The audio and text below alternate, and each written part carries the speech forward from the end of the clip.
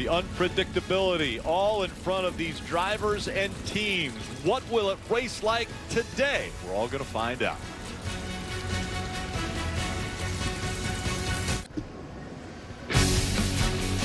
NASCAR on USA is brought to you by Credit One Bank, a credit card company, Coca-Cola, and by Toyota. Let's go places.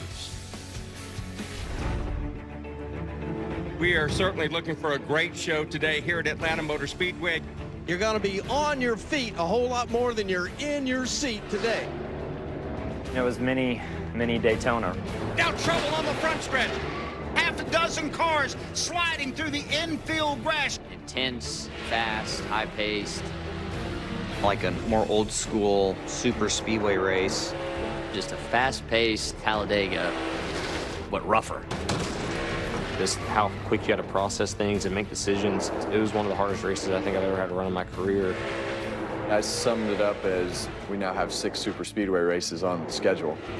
Exciting race, I thought. I mean, I had a lot of friends and folks around home that went down there and said it was the greatest thing ever.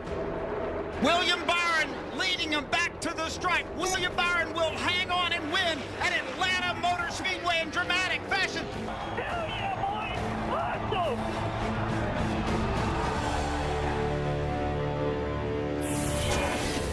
Back in Atlanta, no qualifying yesterday. It means the field's set by the metrics. And in the first 5 rows, 4 first-time winners this year. Ross Chastain, Tyler Reddick, Austin Cindric, and Daniel Suarez. Chris Buescher and Mike McDowell make up row 6. McDowell having a career year, more top 10s than ever. Hopes to continue that excitement. A little deeper in the field, you have Eric Almirola saying that this is his final year, but there's a little discussion about it might be not his final year. Yeah, as we look at these rows right here, 16, 17, 18, opportunity for everyone. It's the great equalizer here. The chaos is nerve-wracking for some, opportunity for others. Anytime you come to Georgia and Atlanta Motor Speedway, probably the first thing you think about is the Elliott family. And Rutledge Wood and his City View are in Dawsonville, hometown of the Elliott family.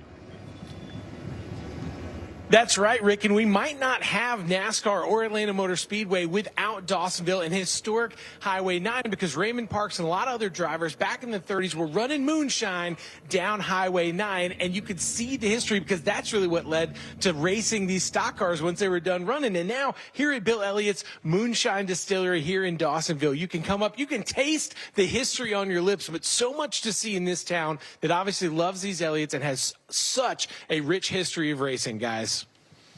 Thanks, Rut. Raymond Parks, one of the first owners, Hall of Famer. Raymond Parks, as we take a look at this newly reconfigured racetrack, Steve, kind of remind us what is happening with Atlanta at the track. Well, there's a lot of history at Atlanta Motor Speedway. We saw champions crowned forever, but it's a new speedway for sure. The banking increased. Seems like 4 degrees shouldn't be a lot, but it is dramatic when you look at it, and it had to be narrowed to do that. So the corner's now 40 feet wide instead of 55 feet wide. That makes it like a speedway, so the double yellow line rule is in effect. You have to stay on the racetrack. If you go below it here, it's white and red, but it's a double solid line. It's like down the highway. Don't cross the solid lines, Rick. And for that reason, a little reduced horsepower, down to 510, and that spoiler 7 inches tall. It's normally only 4, so it's gigantic. Guys, it's basically a plate track. Yeah, this track's a lot bumpier than I thought it would be, too. You know, it's a repave, but it's got some character, as we would call it, Jeff. And I know you've been out there at about 170 mile an hour in the Toyota race car. Yeah, track has some bumps, and yesterday's race got me a little nervous. You heard all those drivers talking about Daytona, Talladega. The Xfinity race didn't look like that. It looked like cars sliding and slipping. If these guys didn't pay attention and make some changes, I'd be surprised. No one really knows what to expect. All right, guys, before we get the green flag, let's get a few more updates from Pit Road. Dave. Denny Hamlin's 2 wins in 2022 have him safely into the playoffs. But what about the Atlanta Motor Speedway? Well, his last win, his only win here, was nearly 10 years ago. And, of course, as we've talked about, the track has been highly reconfigured. They've got to work on what they had earlier this year. Did not finish the race well, but hope they can have that speed that get them forward from 16th starting position, Kim. Well, Joey Logano seems to thrive when it comes to the challenge of new tracks and unique tracks, winning last year on Bristol Dirt and this year at the Coliseum. and at Gateway. Crew Chief Paul Wolf told me earlier he attributes that to his team's and his drivers' adaptability. They finished 9th here earlier this season, and Marty, he said they have no reason to believe that they can't win here today. As the team check pit road speed here, Ross Chastain, a moment ago I just chatted with him, and if there is a day tailor-made for Ross Chastain, this is it. Hot, slick racetrack where you have to be aggressive and stay up front in the draft. I asked Ross, I said, are you a little bit worried about the fact you guys had no practice laps and no qualifying laps to know what the car is going to be like? He said, honestly, I haven't sat in a car this year I didn't feel like could win a race, so I feel very comfortable with where we are. Ran very well in the spring. We expect Ross Chastain to be a serious contender for the win today, Rick. Definitely. Ross Chastain, 2 wins already this season. One of the first-time winners. Steve, this car, though, has made a lot of difference this year in the way they race each racetrack. Yeah, we talked a lot about the changes to the racetrack, but we also want to talk about the changes to the car. But to do that, we have to go to our Toyota virtual car and talk about aerodynamics and how the next-gen car itself operates each and every week. So if we take a look at the front, you see this front splitter, the yellow area. You see it's stepped. It's not flat like in years past. That's because they want the air to go under the car. Look how smooth the underneath of the car is. You want air underneath it because you need the air to go back here. The magic, the mix, the diffuser. The air has to go across this diffuser and stay very organized. So as we go to the back of the car, we're going to turn the air on here. Look how straight and clean it comes out through those vertical strakes of the diffuser. That's how downforce is made. So if we step out and we look, this is what the car looks like every week. A little bit of air underneath, you see the air under top. But here in Atlanta, to help that Speedway package, we are going to go from a little 4-inch spoiler to a big 7-inch spoiler. Dale Jr., it takes that air over the top of the car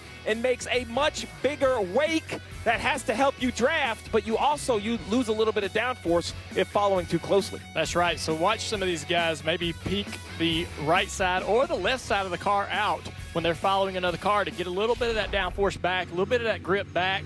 When they go through the corners, it's hot and slick today, they won't be able to follow right on their bumper comfortably. So to try to peek out a little bit, get a little downforce, that'll help them. The best driving car will be able to. That's what you want. You want to be able to get right to that rear bumper of that car in front of you, give him a little push down the straightaway, and then stay close enough to him in the corner.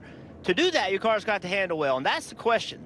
Whose car is going to drive well? Who can be aggressive, put their car where they want it to be whenever they want to be there, and who's going to have to be off of that gas pedal trying to keep from wrecking their race car?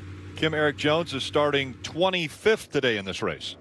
Yeah, and he spent some extra time on pit road. That's because the setting for that rear view mirror camera was off. It was mirroring what was being seen. So cars on the left were being seen on the right. Absolutely something you do not want when you're super speedway style racing. So they got that mirrored camera fixed, and he should be good to go for the race. And some drivers, this is their biggest fear with using the digital mirror. Some of the guys still haven't got the confidence to even go to it yet, Jeff. They've got the old style mirror in the car, and this is exactly why. For the fear of getting in the car and that digital mirror not working at all. Kim. And it sounds like, based on what I'm hearing on the radio, that it flipped back again. So that setting does not want to stay put with what he needs to use that rear view mirror camera. Now, he does have a rear view mirror, the actual mirror, as a backup, but we've heard from drivers that there's limited visibility with these cars and actually using the mirror, and Eric is one of those drivers that's relied on that camera, so it just flip-flops back and forth from the setting he needs to run this race. So if you look at the traditional area up top, you can see he has that mirror. That's why it's in there in case the one on the bottom failed. So he still has that rear view mirror that he normally would have, but the problem is you do not have the visibility out of this car with that traditional mirror that you do with the digital. Getting ready to come to green, it is Chase Elliott, Ross Chastain making up row 1. We're racing in Georgia.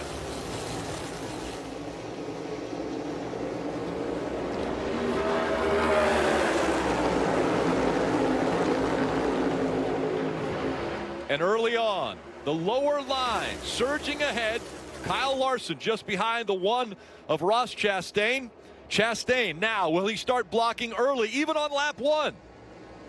Getting a lot of information from his spotter. Oh, the 5 car has to lift hard out of the gas. Really out of shape right there. It's still loose. Everybody checking up here behind him. Cindric did a great job to keep from wrecking him. You did not see that in the spring race. When they dropped the green flag in the spring race, everybody ran wide open, no problem. First lap, already handling issues. There will be a competition caution at lap 25 since they didn't have any practice, but what a wiggle out of Kyle Larson in the 5. That was huge all the way through the corner, and you can still see he does not have the confidence to go to the throttle, and Cindric is stuck behind him in that 2-car, Marty. And Kyle Larson just came on the radio when he got to the backstretch, and no doubt after he caught his breath as well and said, I am absolutely sideways, Steve. I was shocked when I walked through the garage area this morning, and all the crew chiefs saying, not worried about handling. I think they are now. Well, for sure. I heard the same thing. Half said no issues, half said they were concerned, and I don't really believe either side of them, Rick, to be quite honest. I don't think they want to show their hand. And even some mentioned, you know, thunder showers in the area. If we get a delay and the lights go down, they're trying to kind of predict everything. We talked about it, the unknown. What do we know as race car drivers and crew chiefs? Past history, we have very little here on this racetrack. Ross Chastain's back in front. Chase Elliott had led up front for 1 lap. And you see Tyler Reddick moving around, trying to get clean air, trying to create a run off the nose of the 9-car. Big push from the 9 to the 12 down the back straightaway to the outside of Reddick. Let's listen to the 1-car audio. Oh, it's loose. It's going to be terrible in dirty air. So he does not want to get past, talking about how terrible he's going to be in dirty air. He's going to be very careful to block every move. Chase Elliott back up to second now as Tyler Reddick drops back to third, fighting for that 3rd spot with Ryan Blaney. Look at Denny Hamlin, that red and white Coca-Cola car this week. He went to the bottom, and he was rolling on the bottom. But now on the back straightaway, they've teamed up on him. Check it out with the Coke cam. Look at him on the bottom. Never having to lift. You can hear he's wide open to the throttle, making space in front of him. But now on the outside, they team up, and now they're going back by him. Chase Briscoe in the 14, trying to make the pass on that high side. He'll fall back, but still on the back bumper of the Ally 48 of Alex Bowman. Chase trying to run that bottom groove, a little shorter distance. Going to get another push. Oh no, the 12 goes to the inside for 2nd place. Big run from Blaney down into turn 1. Look at him lose the car, though. Here comes the 8 of Reddick on the inside. Reddick tries to use that momentum as well. The fight for second is on. Reddick's got it. But can he give Ross Chastain a battle here for that lead? Reddick right there on the corner. He's there. He's got a little side draft there. Draws that 1 car back. Can he clear him for the lead? Ross Chastain side drafts down the back straightaway. Side by side for 3 rows. Chastain already worried about the dirty air if he has a car in front of him, not wanting to relinquish the lead. Reddick, though, the preferred line down on the bottom, had a little bit of momentum, now losing a little bit of that. What a race up front. Early in this race, man, these guys are going after it. So fun to watch. Still side by side, down the backstretch. Chastain in the 1. Red, white, and blue paint scheme for Chastain this week. Tyler Reddick in the green, number 8 on the inside. Really no big runs. The 14 had to lift a little bit there. He's going to get a little push from Denny. That could come up here and help the 8 car. Right now, nobody's got any significant runs to be able to separate themselves. There's subtle side drafts here and there. Oh, the 14 has to lift again. They're 3 wide. In a 40-foot corner, 3 wide. I'm impressed by what Denny's able to do. Run right up behind these guys. He's not lifting, like you mentioned, around the corner on the bottom. Let's listen to the 9 audio. I'm sideways. Absolutely sideways. Here in the back. Feels like it's propped up on the right rear. Can't turn the steering wheel. I am surprised to hear these drivers talk about the balance out of the track. But yeah, what we're watching on the screen doesn't look like it. Yeah, inside that race car, obviously they have the hands full. Here you go, Denny Hamlin again, trying to get a run on the bottom. This car's driving so well, but everybody likes that outside on the straight, and it's hard for him to clear these guys. Denny clearly has a good driving car. Look at his throttle. Able to stay in the gas, but here they come on the outside again. There's just so much momentum, a draft. Hamlin has yet to lift in 1 and 2. It's a great sign. Now he's got a little hole we can pop into. Decides not to. I think things are calming down a little bit. Seems like this is calm. I think they're spreading out just a little bit. It seems like the heat in the tires and the handling of the car getting a little bit worse, allowing these guys to get a little bit of space between them. We were 2 by 2 by 2, so now at least they single filed out a little bit.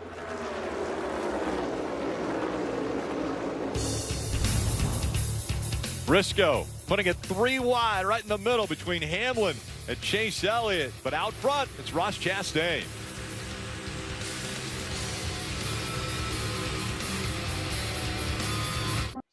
Grab an ice cold Coke and buckle up.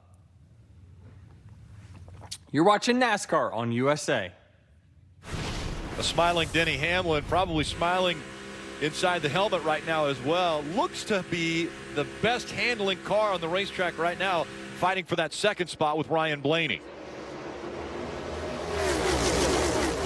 So when I watch these two cars right here, Rick, we were talking during break, it's really the question of how fast do you want to be versus how good do you want it to drive. There's no question in my mind the 11 is the best driving car on the racetrack at the moment. I say that because Chastain hasn't gotten dirty air. Now, if he goes back there, maybe his is good or bad. We don't know. He's been the leader. The leader's going to drive great. A lot of air in his car. But Denny Hamlin can run right on the bottom and keep wide open. That's put him in a good position. But, Junior, the question now is if he gets the lead with all that drag, can he keep it?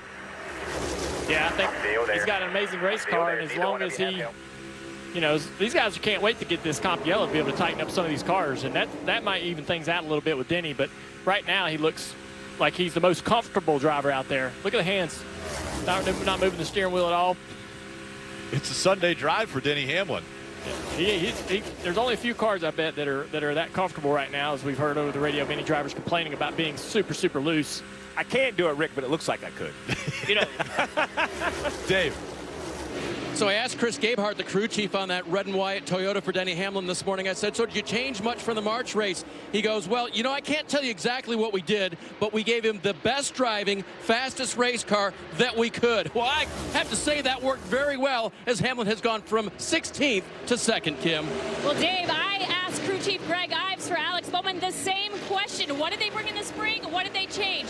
They trimmed out the car in the spring, and they quickly realized they needed better handling to allow Alex to make moves, so they focused this time on downforce. He's still currently pretty loose, so they have to be happy they made those changes. He's currently running in the 6th position, Marty. Kim, why not make it a hat trick? I asked Rudy Fugle the same exact question about William Byron. They won the race here in the spring. He said, we're pretty much exactly like we were in the spring, applied a few handling things, and he is the only driver, Steve, I've heard say, my car's driving pretty good. A little bit free, but pretty happy with it. There's a couple drivers that are saying the exact opposite. Guys who started up toward the front and now are way in the back. Larson, one of them, back in 23, and a big move for the lead up top. Denny Hamlin finally able to get to the outside of the one. I think now they're going to line up with Denny on the outside, trying to push him by that one car, Ross Chastain. And now Chastain is not, you heard him say, I don't want to lose the lead. I'm already loose. I'm going to be terrible in traffic. But honestly, I think that's the best thing that could happen for Chastain, Steve, because now he's learning what his car will do not in the lead. And we also get to learn what this 11 car could do in the lead, because he got so much downforce and comfort in that car that they'll just go right back by him now that and it looks pretty good right here. Comp yellow is coming, and it can't come fast enough for Kyle Larson and Austin Cindric, who's 36th on the field. Big run from the 12. He goes to the outside here from help from his buddy Chase Elliott. Now they're going to hang out the 11 of Denny Hamlin. Doesn't have anybody pushing from behind. Ross Chastain's coming. But can it be the 12 of Ryan Blaney who leads here at Atlanta? Ross hops in that outside line. It's going for it down into turn 3. Everybody's on the train. Reddick. Ross to the inside. Side by side for second. I like that. Ross had a run. He took it. See if it works out for him. He's going to get some help from this 11 car right here down into turn 1. We know the competition caution NASCAR has told the drivers and teams around lap 25. We're on lap 25 now. You can see that one car dancing a little bit, just moving around. Chase with a run. Man, these guys might be having some fun out here, Jeff. Yeah, I got a big run. Oh, the one. Oh, the one's in trouble. Oh, contact. Well, you knew Denny Hamlin wasn't going to cut Ross Chastain any slack after the year they've had together and the run-ins at St. Louis. My goodness. Look what it's done to Ross. Now he's 3 wide. He talked about not wanting to be in traffic. Well, that's the worst case. Everybody decided in that moment Ross wasn't going to lift. The caution's out for the competition yellow. Oh, take a breath. Take a breath. Look at this. Yeah, Denny right there on that left rear quarter panel. It's up the racetrack. Denny, you said it, Steve. He's not going to cut Ross Chastain any slack whatsoever. Oh, that's a risky move, though. If you get that one car and he turns sideways, he is wrecking right in front of you, taking you with him. I mean, Denny Hamlin has a list. He's got a list of drivers that he said, hey, if at any given point in time this season, I'm going to repay what they've done to me up to this point. Well, and Rick, makes it. I know that's what you do, like when you're sitting at a red light or in traffic, you get close to that guy's bumper. That's like 175 miles an hour in the middle of the corner. It's only 40 feet wide. You get a big wiggle, it's going to sting. It's going to hurt. That outside wall is not very far away.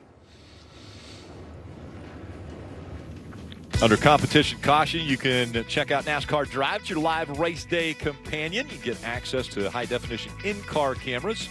Visit NASCAR.com/drive, or you can download the NASCAR mobile app. As we look down on this, again, mile and a half, what is now racing like a super speedway, we get this beautiful view of Atlanta Motor Speedway, courtesy of Geico. A couple things of note here, Rick. 36 cars on the lead lap. That's going to be a very, very busy pit road. And I don't expect everybody to take 4 tires. So people are going to be leaving and coming at very odd times. Going to have to be great communication from the crew chief to the driver to not have an accident. And now my eyes are going to be peeled for the 5 of Kyle Larson, who's in 23rd, and Austin Cindric in 36th. What are wrong with these race cars? How big of adjustments can they possibly be making? The pace cam. There you go. Some teams decide. Some guys will stay out. Yep. Yeah. Like Chase Elliott, Tyler Reddick, the first onto pit road. Dave. And Tyler Reddick called his Chevrolet close, but a little bit edgy in the back of the race car. So you can see he'll come to pit road here, get at least 2 Goodyear tires, and fill it full of Sunoco fuel, Marty. Very interesting conversation between Alan Gustafson and Chase Elliott. He said he felt actually his car got better as the temps came up on their tires. See 2 tires on the right side there for Ross Chastain, and a quick stop for those guys. Of those who pitted, by the way, Tyler Reddick comes off pit road first. And yes, Kyle Larson desperately wanted a pit stop. See a car backing up there to tighten a lug nut as well, a wheel nut. And so the 5 here going to check underneath the car. Kyle Larson saying his car was extremely loose there and fell back. We'll follow up more on the Kyle Larson situation as well.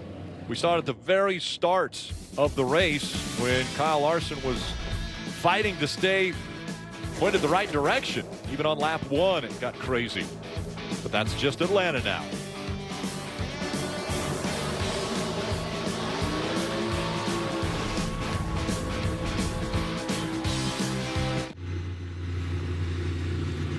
It's time now for the Toyota 2-seater, and this week Jeff Burton got to ride with WWE superstars Bianca Belair and Montez Ford. All right, so we got the track to ourselves. Let's go. Whoa! Go, go, go. We got to win, we got to win. We got to go to Nascar. This is like the best roller coaster ever. I want the smoke. When you say NASCAR, you can't say NASCAR without Jeff B.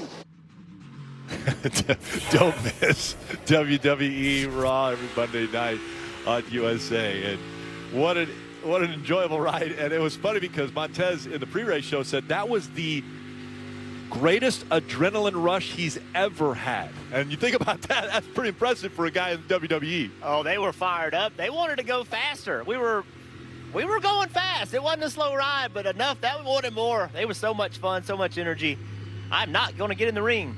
Get in my car, but I think it'd be great. No, it's not what I heard. I heard some sort of tag team with both you drivers involved. That's the rumor. It sounds like they've asked Jeff to do that, and the plans are in the works. And Junior, your name was mentioned too, buddy. I'm all right with getting body slammed. I'm good. By Burton? No. Okay. Penalty for the 19 of Truex. You see, too fast. He had to go to the back. 23 had a little trouble getting into his stall, so some movers and shakers, and the top 9 or 10 Rick didn't even come to pit road. We'll see how that pays off. Yeah, a lot of penalties, a lot of issues on pit road as we go back to green. Elliott on the outside and Ryan Blaney on the inside. Elliott getting a little bit of a shove here early, and he'll clear that inside line. One thing to remember, guys, you can choose today. Normally on super speedways, there is no choose rule, but you can choose which lane you want to be in on these restarts. A big run down the back on the outside. That was a huge push by the 48, who was getting pushed by the 11. But even with that big shove, Ryan Blaney still side by side with Chase Elliott.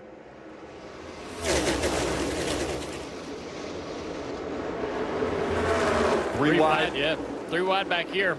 Uncomfortable situation for some of these guys. Harrison Burton in the 21, right in the middle of it all. Pit road had so many things happening. The 20 was blocked. The 23 missed his pit stall, had to back up. The 5 had a very long stop. They went under the hood. The 99 backed up. The 19 was speeding, and the 2, another long stop. 47 was a long stop as well. See Hamlin trying to give a big push to Bowman in that 48 car. Different paint scheme this week. Some lightning bolts. Watch this push right here. This is how aggressive they're getting. Just trying to get pushed up, and then Elliott up to block, and everybody did a great job of not wrecking right there. Elliott made a big block, and Hamlin was aware of it, got off the gas. Smart move by everybody. Marty. Hey, Rick, Chase Elliott, the same guy who said I'm completely loose on the first part of that run, decided to stay out there. That shows you how important track position will be today. Alan Gustafson said, if you can live with it, let's stay out because we want to stay up front. Meanwhile, his teammate Kyle Larson, we talked about how loose his car was. Well, you have no idea. Listen on the radio. I don't know. I mean, I'm sure it's a combination of my car being loose and the steering box being quicker, but I am not comfortable at all, only being able to turn the wheel like an inch. Fortunately, we can't do much about the steering. That's a pretty big statement for Kyle Larson to say, I am not comfortable at all. So what they came down pit road and did, Steve, was they actually took rounds out of the front springs to be able to get that car to handle a little bit better. Restarted back in 30th. We'll see where he winds up on this run. Yeah, big adjustments up and down pit road. But what you see by the 9 of Chase Elliott is, you know, as a crew chief, I can crutch some issues and maybe help some issues. But nothing is going to drive better than being able to use both lanes and have all the downforce. We mentioned that big 7-inch spoiler. Well, another thing it does is sticks your car to the ground pretty good if you're first in line. Now, if you're behind it, it makes it a little bit tougher. So, you know, I can only do so much. I would be doing anything in the world to get track position. Kim, what is up with Austin Cindric? He is having a rough start. Yeah, and that's after starting 5th. So he started in the 5th position, and then they, by design, dropped back before that competition caution. So he was running in that last place before coming down pit road, and that's just because he was way too free. They made wholesale changes during that stop, and they took their time on pit road because the splitter was in the track, so they got the splitter up. He was just way too free. Air, wedge, pretty much everything, and this was rare because we did not think guys were going to drop back like they do at Daytona and Talladega because track position was so key, but the handling on that number 2 was just evil, currently riding in the 31 position. Wild 3-wide racing there as they put Bowman on the outside. The one car, though, coming up there to help him is going to maintain this 3-wide action. Now they finally sorted out. Nope, not yet. Not yet. Got 24 in the middle of the sandwich right now. Being in the middle of 3 wide is very uncomfortable.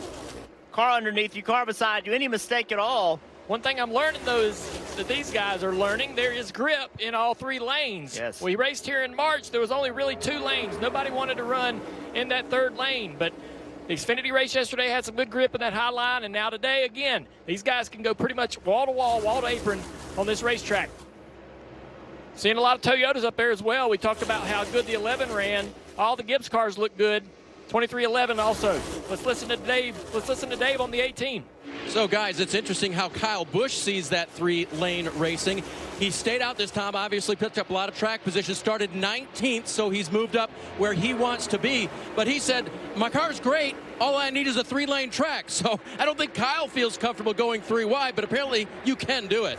And interesting that we're 18 races into the 2022 season, and the topic still is, where will the 2-time champion, 60-race winner end up next year? It might not be with Joe Gibbs Racing. It could be with another team.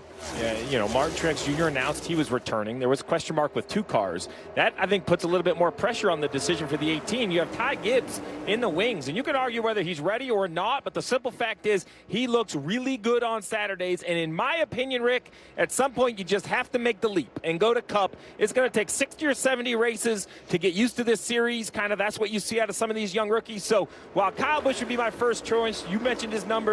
As you see a big move to the bottom, and he sneaks up a little bit in front of the 12. Kyle Busch is the guy you want, but the business has to defend it. Can they afford to keep him? Up to second now for Kyle Busch.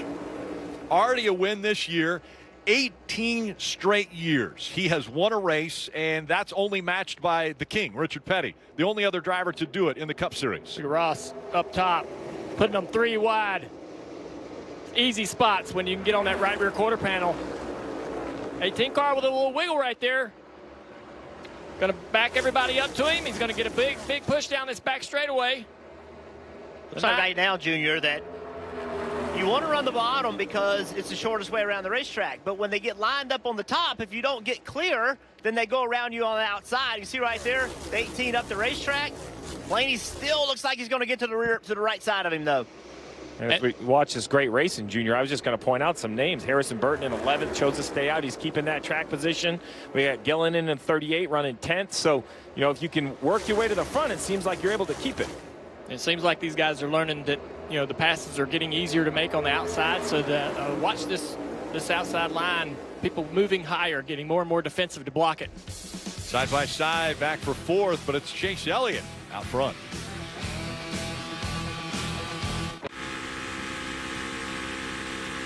Download the official app of NASCAR and follow the action with free live scoring, in-car cameras, as well as a radio broadcast. You can upgrade to premium for full access to driver audio channels. Search NASCAR in your app store to download and start a free trial. We're at Atlanta Motor Speedway. It's the Quaker State 400, and now just under 12 laps to go in stage 1. And business getting ready to pick up here. Right there in the back of this pack here, the 5 car of Larson. He's drove in to the top 10, sitting around 11th, 10th place as they run side by side in this lead pack. Seems like they've got the improvements that car made that are giving him the opportunity to really get up there and mix it up. Austin Cindric, on the other hand, still back in 32nd place. Needs a little more work on the next pit stop. And you heard that radio transmission. Things are getting ready to pick up here. 11 laps to go to the end of the stage. So now everybody's racing for position. Dave. And with runs like this, Jeff, it's hard to believe that blue and white 12 of Ryan Blaney has not won a race yet this season. He's finished in the top 5 6 times. Wow, what a move. And Jonathan Hassler, his crew chief, told me, I can't ask our group to do much more. We're ready to win any day. It could be today, Rick. Yeah, he wasn't sure which lane to take there. Left, right, inside, outside. Now he's to the inside, trying to take the lead away from Chase Elliott. Did a little bit of what Chase does on these super speedways. He moves around, back and forth. He's going to get some energy off the nose of some car behind him, and that's how he created that opportunity. Chase with a big push. What does he do with it? Dives to the inside. He makes the move so late the 12 can't really block it. Blaney trying to stay on that quarter panel side draft. He's clear. Good. But you can see right there, Junior, how the side draft does not work in these cars like in the past. In the past, Blaney could have just held Chase Elliott up and slowed him down, but it does not work as effectively in these cars. I've heard drivers tell me it's about 30% of what the old car had, and you've got to be very aggressive, very close to that other car to make any difference. Once again, the Dawsonville native out front here at Georgia has never won at Atlanta. Rode up with some of the fans in the elevator, and they said, we're here specifically because we want to see our driver, Chase Elliott, win at his home track. As the front 5 or 6 get more and more intense for this stage finish, it seems like the guys maybe 19th, 20th on back are thinking, I don't know if I want to be here. I see the intensity picking up, Marty, so I'm going to go ahead and exit stage right, at least to the end of this stage. Yeah, but what a duel that was between the 2 regular season championship leaders for the stage 1 win. Coming up in 7 laps, he's riding on board with Bubba Wallace way back in the field in 31st. What's going on? Listen. I feel like something broke in the rear. Got tighter. It was tighter, but just don't feel right, dude. No, I'm just holding the wheel to the left. The rear end just bouncing, dancing around. That sounds a little disconcerting at 185 miles an hour to me, Jeff. So some work to do on the 23 car, no doubt. A lot of work to do to that car. You've got to be comfortable if you're going to be able to get in this pack and mix it up. Because you can see these guys, they're starting to push each other, trying to generate some more speed with the bumpers, and that makes your car drive bad as too. Look right here. Blaney looking for a way around Chase Elliott. Chase is using every tool he has to block, trying to understand where the run's coming from, spending way more time out of the rearview mirror than he is out of the front windshield. He's just moving wherever the 12 goes, because the 12 is literally pushing that 9 forward. For the 9 to maintain the speed he needs to lead the race, he has to have a push from behind. So Chase just kind of stays in front of that 12 if he can to keep his momentum up. The 12 is wanting the same push from behind him to be able to get the run he needs to be able to pass this 9 car for the lead. 4 laps to go in stage 1. And as Marty mentioned, 1 and 2 in the regular season point standings are running 1 and 2. So every point matters, especially when it comes to paying off the playoff points at the end of the regular season. There's one right here. Yep. You both saw the same thing at the same time. 12 gets there, but he can't clear. A little side draft by the 9 slows him down. Here comes Denny Hamlin, though. Denny Hamlin's going to try to get there and push. But more help on the outside. Oh, the 1 pushing the 48 on the outside. Push you out there. Little movement there, not real comfortable for Bowman. And into the picture, we see the 45 of Kurt Busch coming into this race. Now he's got the 5, Kyle Larson. You saw a big wiggle out of those two when they didn't match up with the bumpers. Catching a lap car very quickly here, too, guys, on this front straightaway. I think there'll be enough room as the front straightaway widens out quite a bit. Yeah, but it's going to go into turn 1, and all these other guys behind him are going to have to funnel right around him. Very tight as they work their way around the 15 of Garrett Smithley.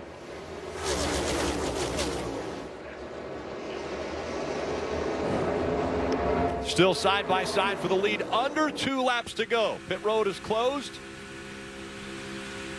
Fighting for the stage 1 win. Blaney on the inside. Elliott on the outside. One more time around.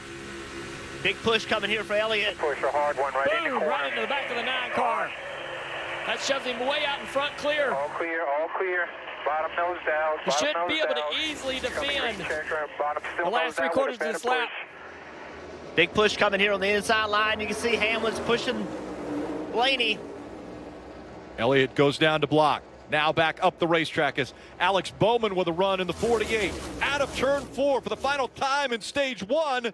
And Chase Elliott will win stage 1. Bowman, Chastain, Blaney, and Byron, top 5. Kyle Busch, Kurt Busch, Denny Hamlin, Kyle Larson, Christopher Bell, all rounding out the top 10. 4th stage win of 2022 for Chase Elliott, the first time he's won a stage here at Atlanta.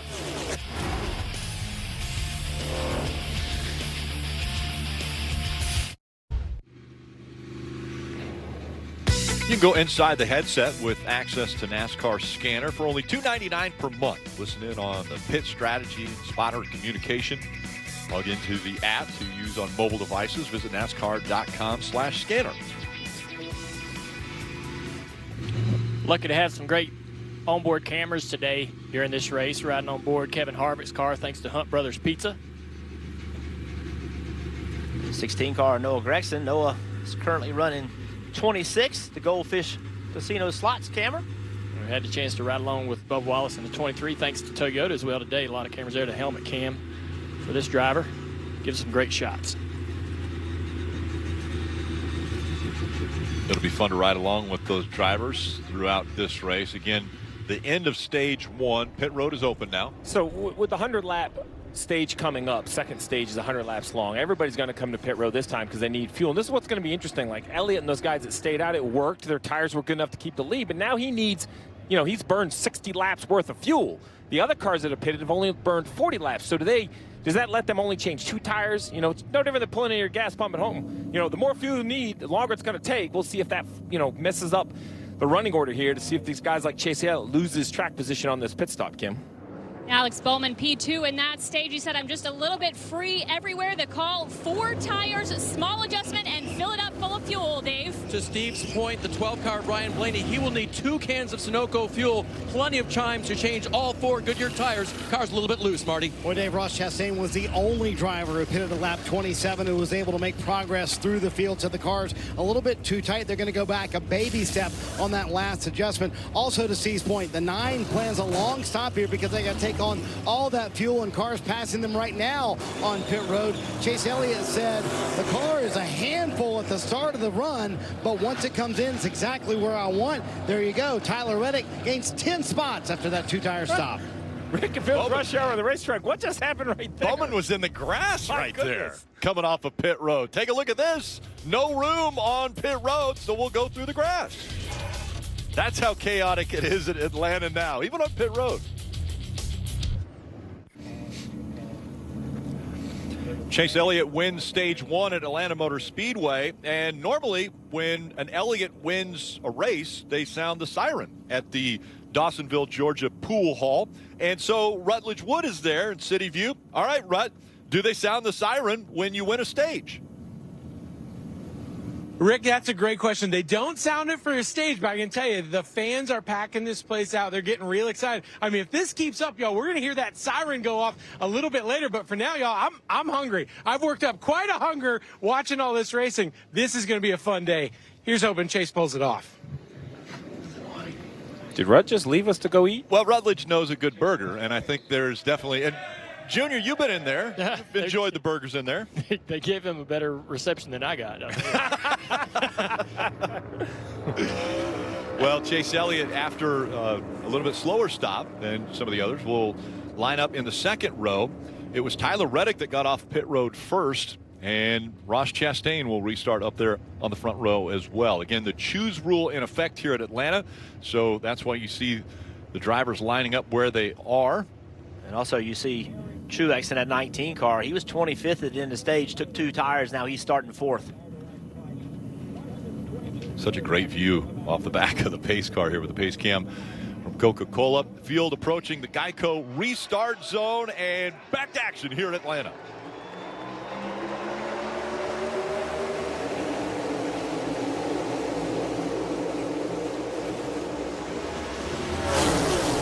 I think the question has to be asked, if Martin Truex Jr. wins here at Atlanta, does that count as a super speedway win?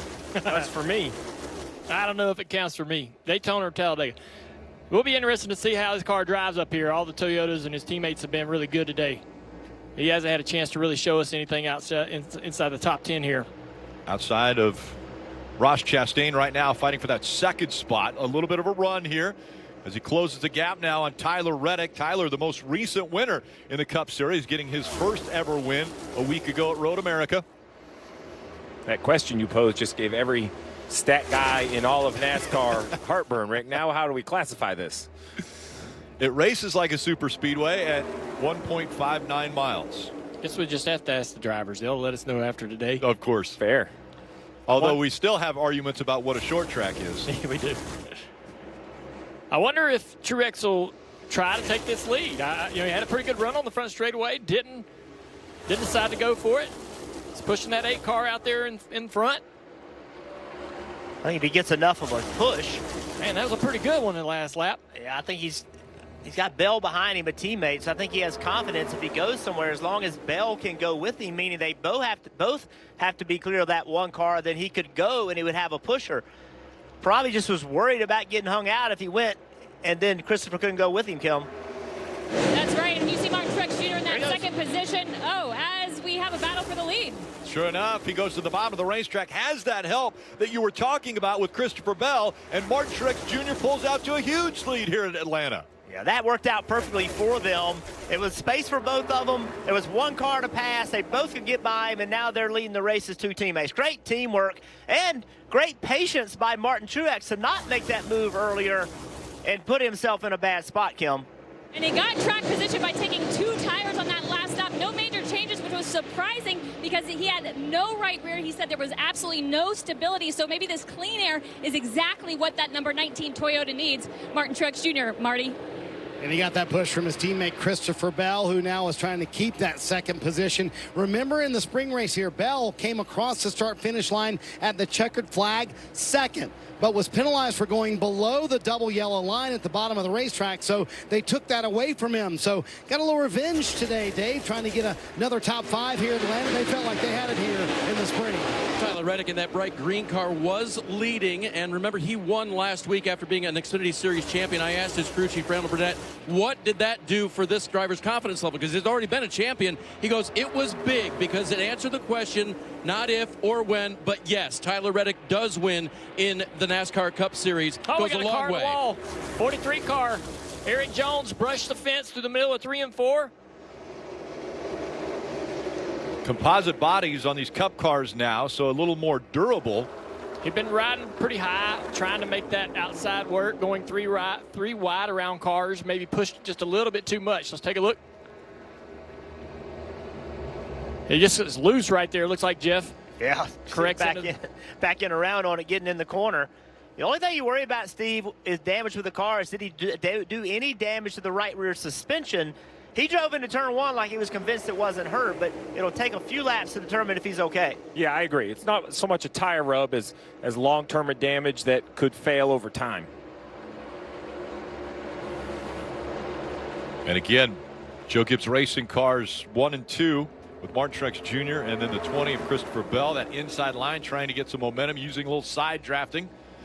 As Ryan Blaney now peeks to the inside of the 20. Blaney has had success here at Atlanta earlier in this race. Getting a little bit of help from Reddick. 19 getting a big lead there, and they're going to run him down quickly on the straightaway. That's going to allow the 12 to the inside. You try not to get too far out ahead of the pack so that they don't, your car kind of noses over on speed and power, and you just drop right back to them quickly, and you can't defend both lines at the same time. 2 by 2 again, and it's side by side for the lead. Blaney on the inside, Martin Truex Jr. on the outside. I just feel like with Blaney, he's that driver that we always see at the end of speedway races, Daytona, Talladega, always just so close to getting that win. He's going to be a threat all day today.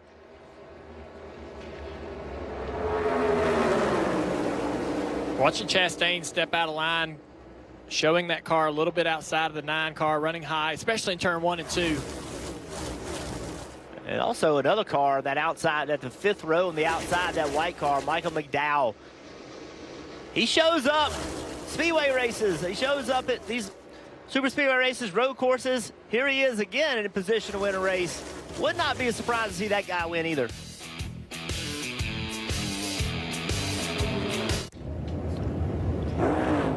Caution just came out. 3 cars on the backstretch got sideways, got into each other, had tire issues. We've got the 42 involved in this. BJ McLeod also is in it, as well as Chris Buescher. Yeah, BJ just lost the car all on his own, and then just everybody else is behind him, nowhere to go. See the car step out. What I'm trying to understand is that 78 has what's to me a broken right rear toe link, but I don't see it hit anything, Jeff. So I don't know if perhaps. I think the 17, Steve, hits him right here. Okay, yeah, that might break the left rear loose. Yeah, I could see that, because I was trying to figure out how the car itself broke. Like, did it break and spin, or then spin and had a failure? But yeah, I saw that contact now on that 17. Yeah, and I didn't see the damage. See him get loose right there, and then there's just nowhere to go. I didn't see the damage on that 42, but he hit that inside wall pretty hard. I didn't think he had. We could only see the right side, but he's got a fair amount of damage on that left front fender. And as you pointed out, that contact from the 17 Junior is going to end the 78. He tried to limp around, but was unable to do it. The 17 was able to come to pit road. Hard to see how much damage. The body looks good, but underneath, we showed that animation earlier about everything that's underneath the car, right? The diffuser, that pan, the splitter. You drive around on flat tires, it can be hard on the equipment, Dave. Steve, Chris Buescher called it a, quote, decent hit. The crew is talking to him now on the radio saying we don't see anything broke. While he gets up to speed here, he can feel it out just a little bit, and it appears the steering may be straight on it, so he may be okay. Well, there you have it. It's one of those races, I don't know if you're ever out of it, right? Like, chaos could ensue at any time. So if you could stay on the lead lap, just got to hang around. Oh, we see some takers here with 81 laps to go. I think this tells me some guys think they can make it from here on fuel much farther than anything we thought they could, but maybe some yellows. Big strategy play, because it's not just a few cars. It's busy, Kim.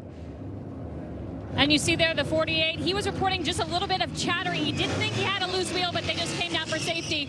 Right side only, Dave. Denny Hamlin, fuel only in his Toyota, trying to get it fired up. It was a slow leave, Marty.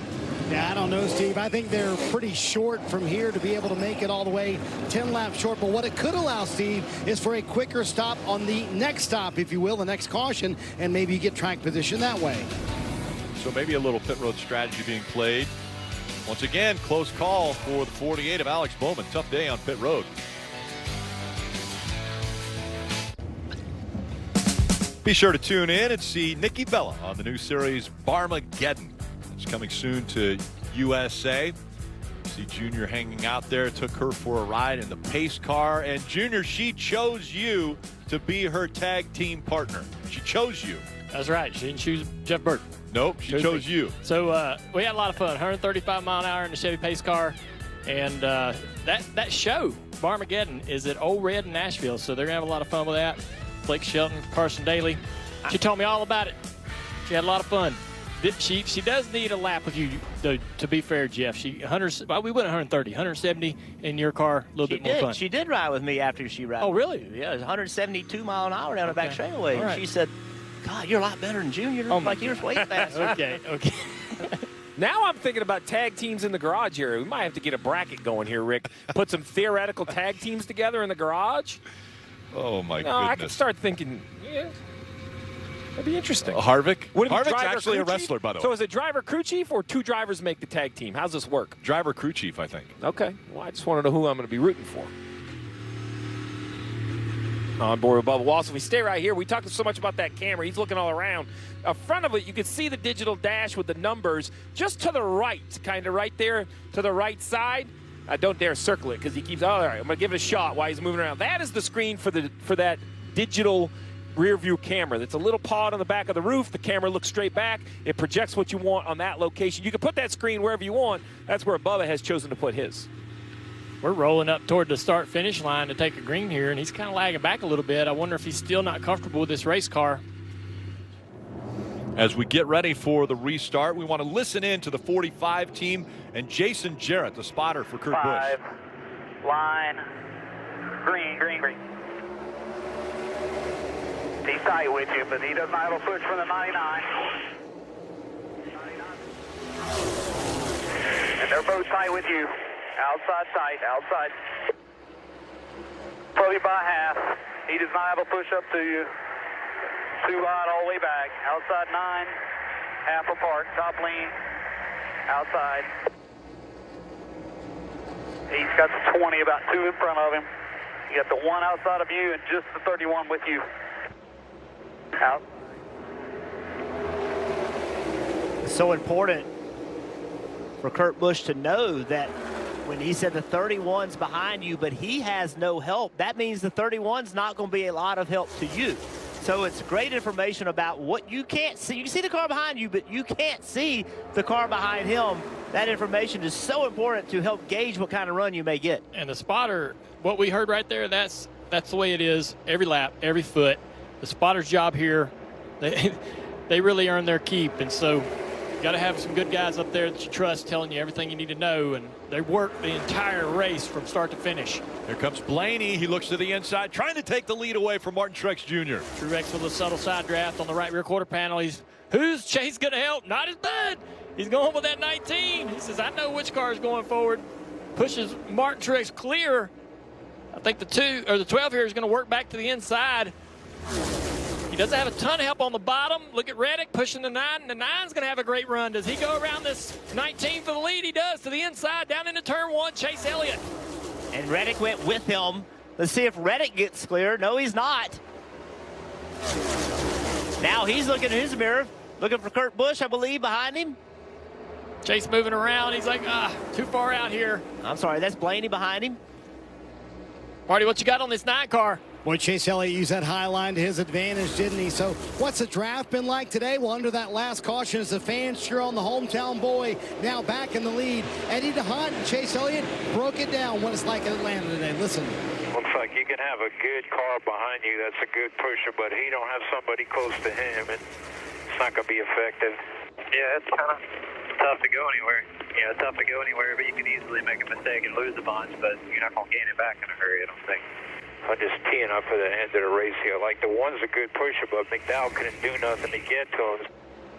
So Dale Jr., what that equals to me is don't lose that track position today. You want to be up front. Chase Elliott's got it back.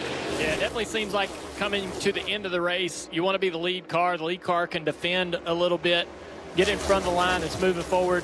I'd rather have to, try to keep the lead than to try to be the one getting it on that last lap. So Chase Elliott, I think, is in the best position right now, positions he wants to keep all day long. Look at Chastain trying to get to that outside quarter panel. We've seen him all day long run just a little bit higher. Stays right connected to the back of this car. He's going to push this 19 pretty good down the front stretch. I think Ross is either running out there to possibly jump on the quarter panel to pass the 19, but also to keep a little air on his car, keep his car turning, keep it working well, downforce. Offset just a little bit each corner. Not seeing everybody else really do this, Marty. Always shocked. Ross Chastain being aggressive out there. Certainly has a very good car. He told Phil Surgeon, his crew chief, a moment ago, you made me tighter. That's allowing me to make moves. You see him ducking out there when they go into the corners. He also made a very interesting point. He said, I feel crash. 19's going to go around. He'll collect the 1. The 22 of Logano also in it. Stay up there. Lots of cars. Look at the 5 of Larson there. McDowell comes back up in front. He'll tag another car. Kyle Larson in it also. Big damage for the 3. It was interesting, guys. Like there was a wreck, and then it almost continued farther along than I expected with Larson and a couple other cars. Yeah, the 1 car was pushing the 19 right there off into turn 1, and the 19 was a little bit uncomfortable in the front stretch, just entering the corner. And the leader... The fender at the seat to the fascia on the left front's broke, and then it looks like the fascia to the splitter on the left front's broken. Like the leader of the race went up to block that run, and Martin had to basically check up a little bit. And the 1 gets into the back of him, turns him around.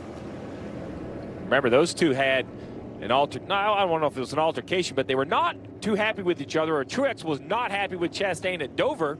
Now this is just one more issue. You see the right rear tire locked up all the way in the pit box. That seems odd. I don't know if that means he has another issue. We'll have to just see.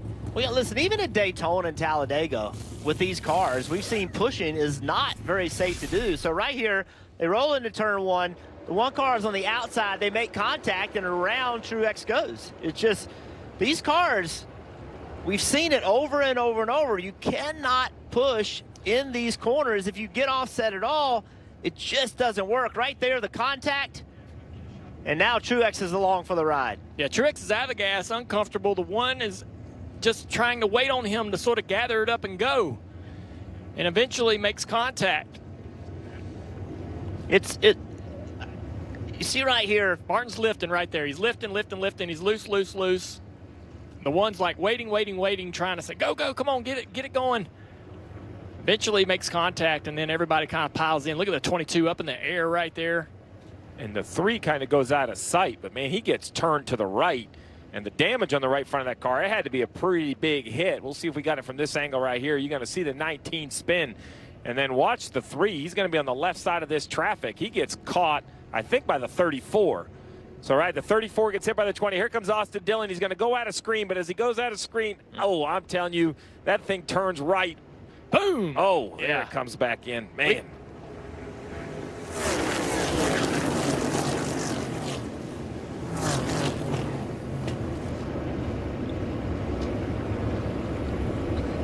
You have to wonder also, guys, we were talking about Ross Chastain offsetting to the right. Wow. To get more downforce, right? But how is that hurting Martin Truex Jr.'s car and how it drives? There's that big hit by Austin Dillon. That's just a massive hit. It's one thing, this car, the center section of this car is much tougher than the last car trying to protect the driver. That was a massive hit. You saw how big the safer barrier moved. Watch the 3. We're going to be right on it when he comes into frame right here. And, Junior, this is the worst thing. Oh, my goodness. Such a big hit. Wow. Imagine this, if we didn't have that safer barrier there, that would have been a whole lot worse. So thankful for the advances that we've got in safety for moments exactly like that. AMR safety team taking care of the 3 right now. As Austin Dillon out of the car, he'll go to the infield care center. So, Rick, now that we see the drivers out and the cars getting patched up, let's, push forward right away, right? playoff implications. In 19, and Martin Truex Jr. winless. He's one of the drivers in the playoffs without a win, right? So, I mean, this is a big situation. I mentioned Dover, the 1 in 19. All race long, these two seem to be stuck together. And this is basically coming to the checker. The 1 throws a pretty impressive block on the 19. I thought it was just going to check the 19 up, but he ended up getting down inside the inside wall. That was for the 3rd position. And I bring it up because after the race, I mean, Martin Truex Jr., you see his disappointment. He's thinking, man, we were for 3rd. Like, cut me a little slack. Now, listen, Chastain has self-admittedly said, hey, man, I'm a tough driver. I'm going to go as hard as I can. And I appreciate the honesty if that's how he feels. But, you know, much like we talked about Ty Gibbs a week ago in the Xfinity Series, Chastain definitely has not made a lot of friends. Now, he has 2 trophies on the trophy case. Right. So you can judge how he does it. But his approach has won 2 races this year. So, you know, I guess if you're a Chastain fan, you love him. If you're not a Chastain fan, maybe you don't love him. Fighting for every single position on the racetrack, and there are at least 9 cars that are involved in this caution that has come out here at Atlanta as they do some extensive work on the 19, trying to get him back out onto the racetrack. You see the 18 of Kyle Busch. He got collected. We'll see how much damage was done to that car. The 5 of Larson's also on pit road. You know, we mentioned guys that he had a little bit of a rough start. So looks like more damage than I gave it credit for. You can see even from this angle, the hood's all wrinkled up. So some pretty big names. Kyle Busch, man, nothing's going right for Kyle right now. It's been a tough year. Yeah, I think what interesting to me is just how these cars can withstand this crash. Who can remain competitive? We don't really know. We haven't seen this car really be crash tested a bunch at places like this. And so if, can Chastain remain, competitive? It does have a shot to win in this race after going through something like that in 18 as well and other cars. So we saw a lot of cars in the spring race, guys, with a ton of damage, and that they could still run and get good finishes. So, it's I don't think, some of these guys' days is over, but if you are in this race, you still got a shot. Marty. Ross Chastain coming down for his 2nd stop here. The biggest thing now is that the splitter is kind of separated from the body, so they're going to fix that. They're also going to throw the toe sticks on here to make sure that the car is tracking straight. But that's a pretty important piece down here because that would vibrate very bad. In fact, Ross did say there was already a vibration in the wheel and both with the hood as well. So they have to get more bare bond, more tape down on that to make sure that's down. This team has done an amazing job this year. Only 6 finishes outside the top 10 this year for Ross Chastain and this race team. And here in the spring, they were down 2 laps and still ran in the top 5 towards the end of it. But this one's going to be a tough one to recover from. Looks like the suspension is okay, but the body a little worse for the wear.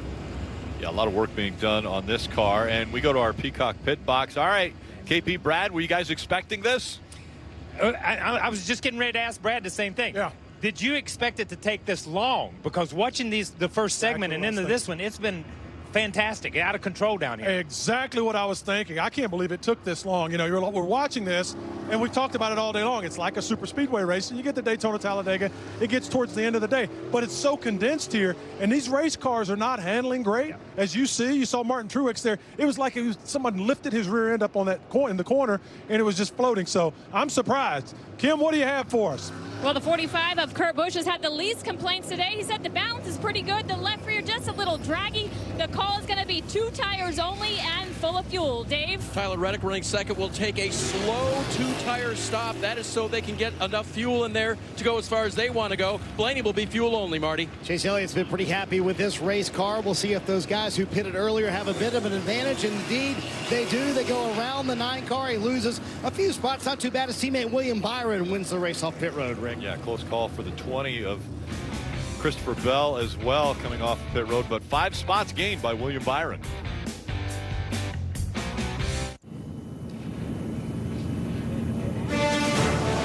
What better setting for the 150th Open than the old course at St. Andrews, the birthplace of golf. Coverage of the Open Championship begins Thursday on USA and Peacock. All right, Steve, we both looked at each other and went, wait a second, is the 22 back on track? Yeah, I mean, if you watch this, the 22 car this looks like Rick's golf game right here. He's going to go up in the air. It's going to back at the fence. We say this, right, because, okay, he's in the wreck. I mean, the thing's got to be junk. It was 3-4 feet in the air. The rear tire's up. Launched by the 18. And then we look out of our window here, and here was the 22 rolling off pit road. Yeah. Just shaking a little bit. So right there, it looks like the left rear toe link is broken, no doubt.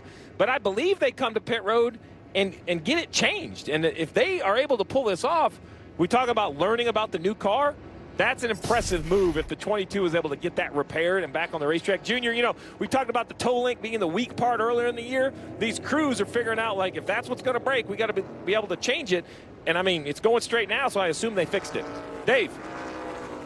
Austin Dillon just walked from the infield care center. Hard hit, dude. Are you okay?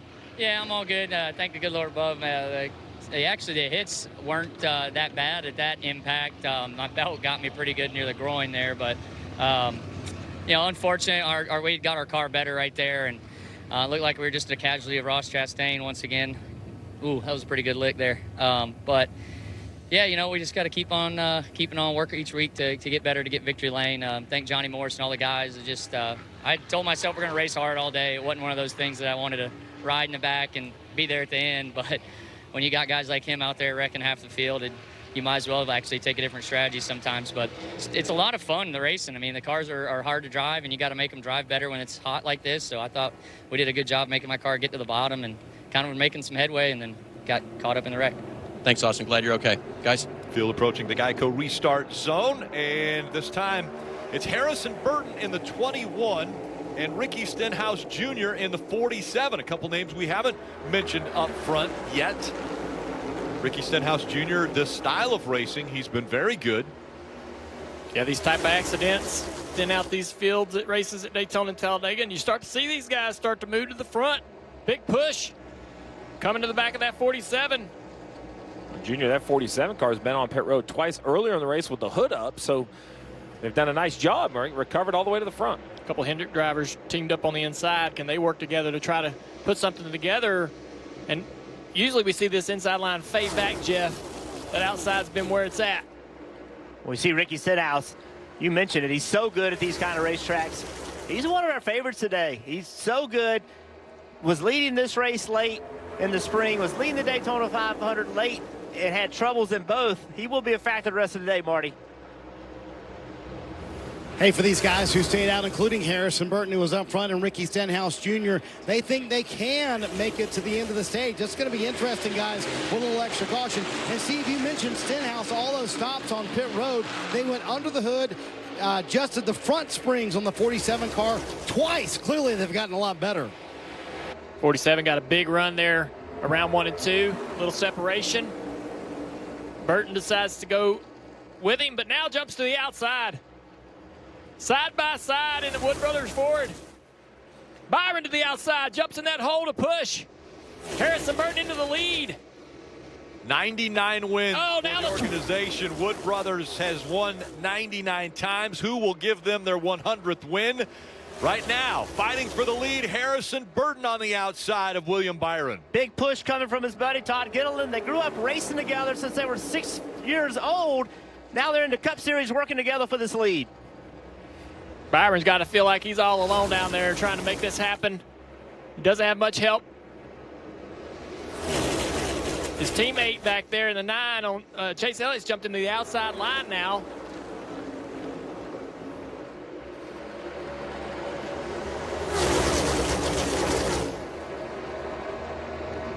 Big push on the outside. A lot of organization there. You see Ryan Blaney back there in the 12. The 24 right around the bottom, but he's out there too far in front of the 47 of Stenhouse on the inside line. They're going to drive right back by him down the front straightaway. Harrison Burton getting a shove now from Gilliland. Back in 2017, the ARCA E-Series champion. He's progressed up through the Truck Series, into the Xfinity Series, and now into the Cup Series. Both drivers getting great experience up front here at Atlanta, Dave. Rick, the crew chief for that black 38 is Seth Barber. When I asked him this morning about coming to a track for the second time for young Todd Gilliland, he said, well, yeah, except it's so much hotter here. It's going to be completely different. We're just going to try to give him a good balanced race car. Now, remember, they pitted on lap 80. They'll try to get to the end of the stage. They're going to have to save Marty to make that happen. And Dave, I did confirm with Brian Wilson, they do feel like in the 21 they can make it to the rest of the stage. You see how many laps to go there, 56 to go here in the stage for Harrison Burton. And how impressive is this for the young man out of Huntersville, North Carolina? Remember the Daytona 500 as William Byron tries to get the lead. He led so much of that race, ran up front. Harrison Burton in the lead here at Atlanta. Looks like they're going to push the 24 back clear into the lead. The 21 of Burton, Gilliland, they just don't look like they're handling that well in that top groove. Slid up the track a little bit in 3 and 4, lost some momentum. Yeah, I don't know if Harrison's sliding up there or intentionally going there, but really needs to be a little bit lower, more like that. I think that would work better for them. Almost clear Stenhouse. Stenhouse back to the inside, a little side draft there, pulls him around, almost clear. Big push from the 38 in the back of Burton down the front straightaway. Momentum stays with the 47 of Ricky Stenhouse Jr. Those two side by side for second. Interesting how William Byron and Chase Elliott got separated. Byron is now leading the race. Chase Elliott all the way back in about the 4th row of 2x2. And Rick, we mentioned a lot of guys that have been able to repair their cars. Kyle Busch, his car didn't look. Oh, we have a yellow on the racetrack. The 17. Busher. Okay, well, I was going to say guys that were able to repair their cars. The 17 was in an accident much earlier on the backstretch. Different than our last yellow. Now he has another flat. Blew a right front, it sounds like. So you have to ask yourself, is that from damage earlier? Remember, he has been in an accident. I was going to update Kyle Busch. He was about 15 or 16 seconds behind the pack, barely keeping his car off the wall. So he definitely had some issues as well from the earlier wreck. Oh, I mean, you know, I say it looks like an easy hit. I don't think any of them are. No, that you blow a right front at Atlanta, it's not going to be an easy hit. He did a great job of getting it slowed down to minimize it, but here we see it, and you'll see how he got it slowed down, but still some damage there, Steve, for sure. Yeah, for sure. William Byron leading at Atlanta. Stenhouse Jr., Reddick, Harrison Burton, and Gilliland all in the top 5. NASCAR on USA is brought to you by Ford. Built Ford proud. Download America's loved free-to-play slots app. Visit goldfish-racing.com. And by Propane, the environmentally friendly energy for everyone. We're looking at pictures of young Jeff Gordon, of course the King Richard Petty, and Alan Kulwicki, 1992. And it was the final race for the King. It was the first race for young Jeff Gordon. And it was a championship for Alan Kulwicki, the last real owner-driver championship. And this track has had so much history. We talked about it really almost from the very beginning of NASCAR. The legends racing here. It was the finale. So many championships for Dale Earnhardt Sr. And then the transformation in 1997. Yeah, the train, turning into this mile and a half we recognize today. And then, listen, there were some down years, right? Went down to a race for almost a decade. But then they come up with this idea to add the banking, Marcus, the Smith family, and they have reimagined this. The fans have come back. Atlanta has just been around for so long. It's great to see this place kind of return to a prominent location in the schedule. The race in the spring was crazy, and we're only, 110 laps here in today, and it's already been, the action is just unbelievable on the racetrack. Yeah, what a great job that the Smith family has done with Bruton, Marcus. The changes they've made and what they've done for the fans here at Atlanta. And this racing, as you mentioned, Steve, has really been remarkable up to this point. And we haven't even reached the halfway point yet. Dave? And, Rick, there was a time at Atlanta Motor Speedway and everywhere on the Cup circuit when drivers could talk to each other, but those days are gone. These days, they talk to each other through their spotters. Listen to the communication to Tyler Reddick. Just so you're aware, 47 was good with everything. Just said be careful. I'm pushing into 3. That's his loosest point, just so you're aware. Yeah, 10-4. Will do. So Stenhouse to Reddick, please don't push too much going into turn 3. All done through the spotters, Marty. Boy, Dave, it seems like it's been a fight for the top. William Byron just took the top at the choose. Here was a conversation on the radio a moment ago between he and Rudy Fugle. The top just builds a lot of energy down the straightaways. Almost be better in the corner, hold even, but I don't know if it's better to side draft or just run the lane, it seems. Yeah, for sure, but I think you, as strong as you are on the top with the right help, I don't think the bottom can survive. That's just... Yeah, I agree. You're trying to play the lane game in the on corner entry, because if they get to your left rear, they can snag it, and it worked out good there. There you go, Steve. So the crew chief and the driver working together to choose the top line here. We'll see if William Byron is right, that will be the lane that has the momentum on this restart. You know, Rick, why this is important is we talk about this track being relatively new, and every one of these restarts is kind of a dress rehearsal, right? Because I'm confident, you mentioned we're not halfway, 149 to go. We are going to see many more restarts. So it's a little, where do you want to be? Where do you need to be? We see the 18 back on pit road. It's going to be a long afternoon. I think this car has some pretty big damage. And the NASCAR called him back for, I guess, unapproved equipment, so they had some sort of issue. But, these restarts are all dress rehearsal. What do you need later, right? What do you need from the spotter? What lane do you want to be in? Who pushes where? What's a good guy to have behind you? So, yeah, Steve, and also, we just heard Ricky Stenhouse Jr. and Reddick talking to each other through the spotters. Well, Stenhouse picked the bottom, and Reddick went with him. So they feel like they're going to continue to work together well here. They like that pairing. William Byron on the outside, Ricky Stenhouse Jr. on the inside. As you mentioned, Tyler Reddick right behind the 47. See the hood flaps coming up. That massive amount of air that is being kicked up in the air by the spoiler here.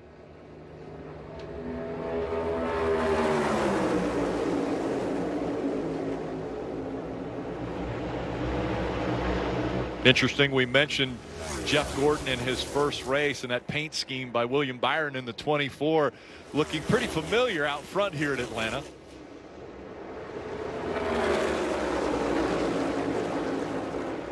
Be interesting to watch him, though. He's going to probably have to choose between defending one line or the other down the back straightaway here. And on his radio, he said he liked that top line. He sees that 47 car getting information from the spotter about which lane's coming. Dives in front of it.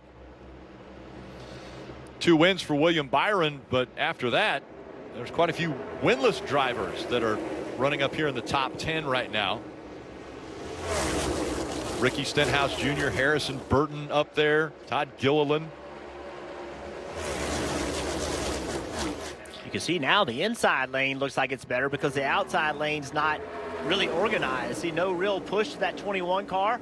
Christopher Bell trying to push Gilliland, but just not together like that inside lane. Yeah, they're all, looks like everybody's diving to the bottom of the racetrack here. We got a car, Kyle Busch, out in front of the leaders. Slow. Keep an eye on him. Front end of that 18 not looking correct, so You 3 are clear. he's going to try to stay clear. Watch this 18. There you go. Listening in on the 47 communication, Tab Boyd there. Still down there, 18. Clear. 8 is clear. You 3 are clear. To the 24, I'm completely okay with Russ and going wherever he wants. I think bottom's better for me. And Stenhouse telling his spotter to communicate back to the 24. Dave just said, what he said. Communicating to the spotters. 24, he's good with whatever, wherever he wants to go. He prefers the bottom. 10-4, I'll tell him. That'll be interesting if what we have seen earlier in the race where the moves were made on the high side, if they can continue that if these two decide to go to the bottom of the racetrack. All good. 8th with you. 45 with him. Look at the 12 with Blaney to the top of the racetrack trying to get to the outside there. Kurt Busch, he's going to be able to do it. And Kurt has nobody anywhere near him on the bottom. Blaney's going to take this run here and try to do that all over again when he can get to the outside of that 8 car. That's when it might move these guys off the bottom of the racetrack when they see the pace coming in that high line. Looks like to be the 21 and the 38. Just aren't very quick up there. And that's kind of got that outside line checked up a little bit. And everybody's going to that bottom. Eric Jones in the 43 just behind those 2 that you mentioned. He was in the wall a little bit earlier in this race as these 4 trying to separate themselves and now up to the middle of the racetrack, Marty.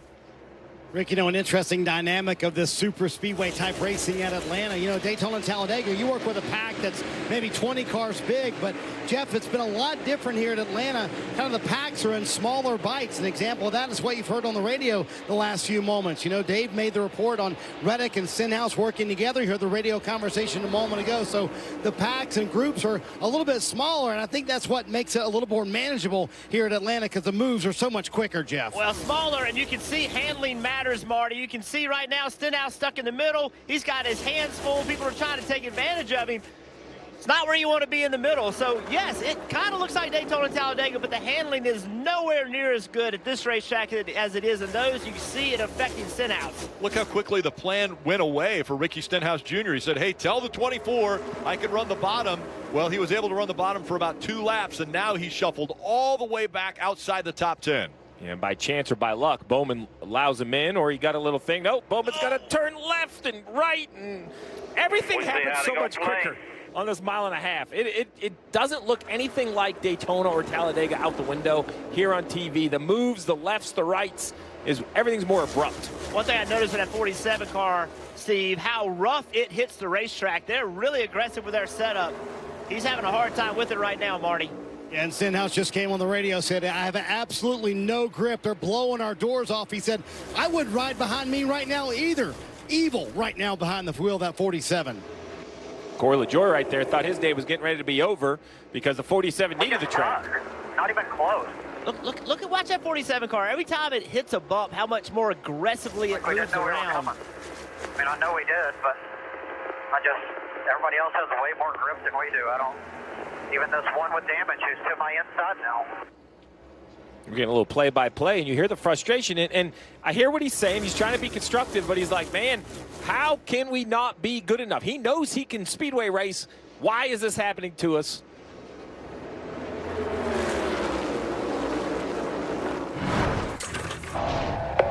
Verizon Frontline is built for those we all rely on. Built to prioritize first responders. Built for extreme conditions. Built for America's most reliable 5G network. Because when seconds count and lives are on the line, the people we rely on need technology they can rely on.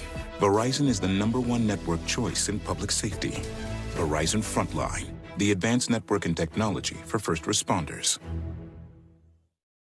We get out, fired up, hook big ones.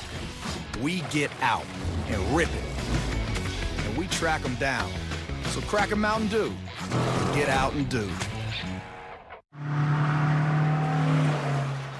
Janice.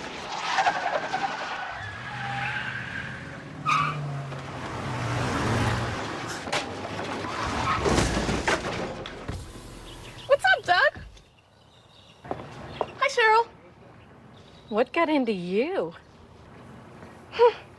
At Sunoco, we know how to fuel peak performance. We've been doing it for American racing for over 50 years.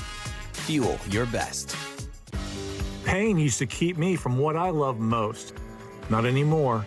Blue Emu gave me my horsepower back. It's the powerful relief my joints need. Blue Emu. It works fast and you won't stink. Did I tell you I bought our car from Carvana? Yeah, Ma. It was so easy. I found the perfect car. Under budget, too. And I get 7 days to love it or my money back.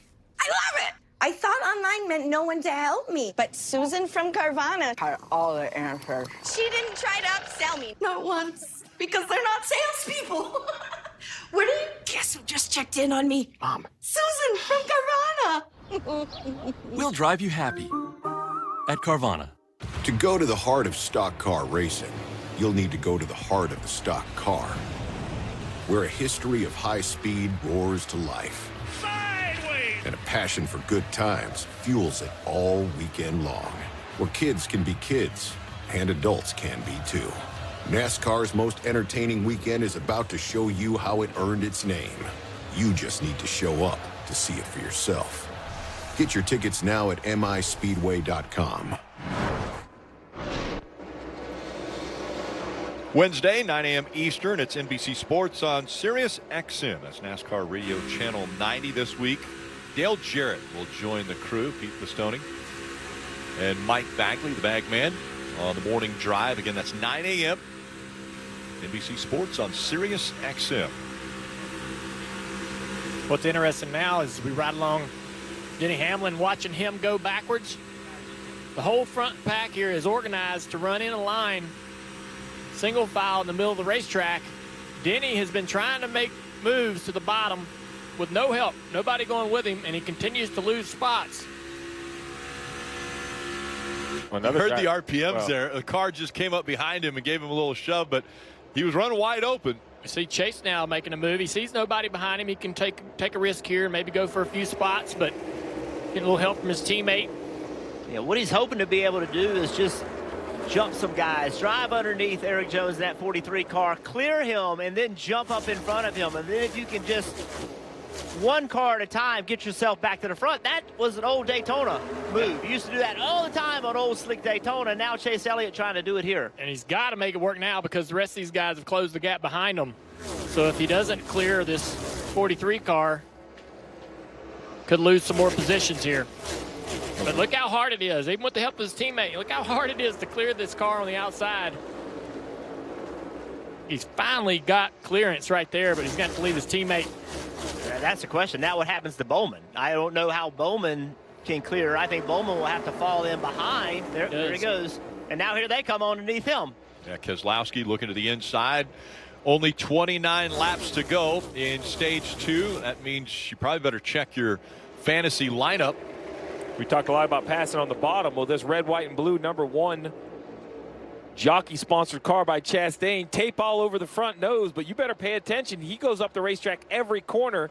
He's made a couple moves by jumping to the right rear quarter panel, and as soon as he gets there, guys, it's like game over. That's almost a free position.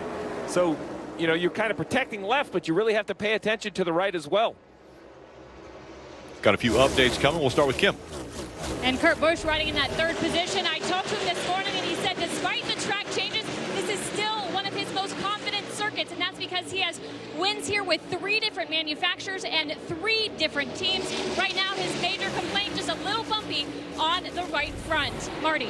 Kim, it's hard to believe that Toyota has not won at Atlanta in 9 years. Kyle Busch, 2013 was their last win. Christopher Bell might be the guy who could deliver it this afternoon. Been in such a solid day for Bell, who is so good at this type of racing. Been very quiet on the radio too, Dave. Stalking back there. Christopher Bell, keep an eye on him. Marty, you know, engineers have to trust the data, and Jonathan Hassler, the crew chief for the 12 car, Brian Blaney, told me this morning, we were good in March. Actually, we were good with what the weather will be today. So they didn't change anything, believing that that would be the way to go. So far, it has been. Blaney's been very fast. One thing they agree on right now, don't use the bottom. They've been talking about it on the radio. And that 9 car just made a few spots by making that bottom work, but only taking 1 spot at a time, right? Don't go for more. Just get by. Just I draft 1 car, pull that car back, create a hole in front of you, and then take the spot. Yeah, so what is he looking at? He's looking right now. He's sitting there checking out the car in front of him, and is there space to go? So watch what he does to Harrison Burton. He turns left, is able to go to the bottom of the racetrack, takes the shortest way around, boom, pop right in front of him. He's going to try to do that all the way to the front of this field. But he's got to have space, Junior. He's got to have, like, Blaney's got to be away from the 20. If there's Blaney stays close to the 20, then there's no place for him to go. Yeah, you have to be patient to make that move. Oh, we got a little smoke there in the back. Car spinning out of control off of turn 2. Down to the bottom of the racetrack. Briscoe all alone. Don't think anyone else was involved. Here, no damage. Get it fired up. Roll when you can. I don't know if he had a tire failure or what. May have just gotten loose. There's a flat tire on that car now, but just out of the corner of my eye, I saw the smoke. 14 was running 14th when he spun coming off of turn number 2. Gets it going the right direction. He'll try to limp back to pit road. You see a lot of that right side coming off now. Yeah, oh, man. I wonder if he had a flat tire early, guys, in that. Rip the crush panel or something out of it. Just try and go slow here. It's starting to shred the right rear. Go slow and shred the right rear. That's a lot of damage, Steve. That is a ton of damage. And that's just what we could see. We showed earlier the whole underbody, you know, and how sensitive it is. If we look at the back of this car again, you see the diffuser. It's very important for that all to stay sealed. It's all torn up. Let's take a look from the 11 of Denny Hamlin. Let's see exactly. You mentioned flat. You mentioned smoke. mean, it's hard to say if the tire's up or not, but he's definitely kind of by himself spinning out. I mean, it looks like it would be maybe a soft tire or a flat tire, or he just loses it. Hard to say. Either way, yeah. A lot of damage to the bottom of that car, and at a track where, they're aero dependent everywhere with that diffuser. Maybe more so here than most tracks. So he will have a hard time. No quarter panel. Yeah. Oh boy.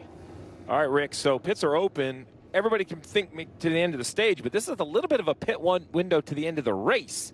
So I don't think the leaders, someone in the top 10, are going to pit because you're going to get those stage points. But here you go. If you don't think you're going to get stage points, you pit right now, and it really opens up your opportunities at the end of the stage and into the final stage, Kim. Eric Jones, you see there in the 43, the balance not bad. He said, I'm just not fast enough to pass cars. The call, 4 tires for Eric Jones in that 43. Denny Hamlin said he wanted to come to pit road in the 11 car with a description I've never heard. He called it pedestrian. I guess that means not very good. I'd need a thesaurus if he was my driver, but I looked that up. What's he mean exactly? A very pedestrian day, apparently, for Denny Hamlin as he comes off pit road.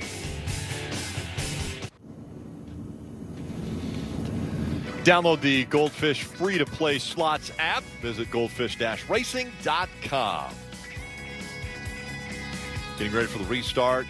Going to be 20 to go in stage 2 of the Quaker State 400 from Atlanta Motor Speedway. And Dawsonville has definitely been a popular place today. Hometown to Chase Elliott and Father Awesome Bill. And Rutledge Wood is there with City View. Rick, I'm here inside the Dawsonville pool room. Folks are hanging out. They're enjoying the look. We got the kitchen going over here. How you guys doing? Looking good? Burgers are looking great. We got, of course, the pool table behind me. Fans ranging from 4 to 88, and there's history everywhere you look in the walls here. I told them I wanted the Kyle Petty, so they made me a cheeseburger, and they're going to curl my hair a little bit more later. Pretty exciting when you come here, but I tell you what, if Chase wins, we're going to get my truck out, start that siren up a little bit later. Fingers crossed here, Rick. So, Rick, we had a conversation about how do you pronounce it? Because it's a siren in my world. Well, I will get a lot of heat on social media because in Dawsonville, they call it the siren. And then I, coming from Nebraska, would call it a siren. But, I think it's just whichever you prefer. I just wanted all of it deflected back on you, Rick. So I wasn't going to take it. No, I was going to take no shots at what I called it. Hand out the window there for Chase Elliott. Again, the winner of stage number 1 and currently running in the 6th position. Get a few updates before we get back to green. We'll start with Dave. And talking about the green number 8 of Tyler Reddick, he has gone rights, lefts, rights. Do they go lefts next time? Hard to say. Randall Burnett's called a good race for him today, and the latest from the driver is the car is, quote, pretty good. That's what you like to hear on a hot day at Atlanta, Kim. Crew Chief Greg Ives for Alex Bowman told me they are points hunting. They did that in stage 1. Now they're doing it in stage 2. As it goes green, they told Alex, wait until handling comes into play and then make your move. He currently runs in the 7th position, Marty. Welcome back to the top 10. Ross Chastain. Yes, the same Ross Chastain who was in the wall earlier and had that accident with Martin Truex Jr. They've got the car mostly fixed. They're a little bit worried about some of that tape staying on. It is coming up in some spots, but as the choose comes, see, we've talked about the recovery for this team. Here in March, they were down 2 laps, came back and finished in the top 10. So today, that looked like a lot of damage, but once again, they have found a way back into the top 10. Yeah, it might be a little draggy if you were leading the line, but he's able to run in the pack. We talked about that big spoiler and the air that, the hole it punches. That's helping this car. You see on the left-hand side, the variety.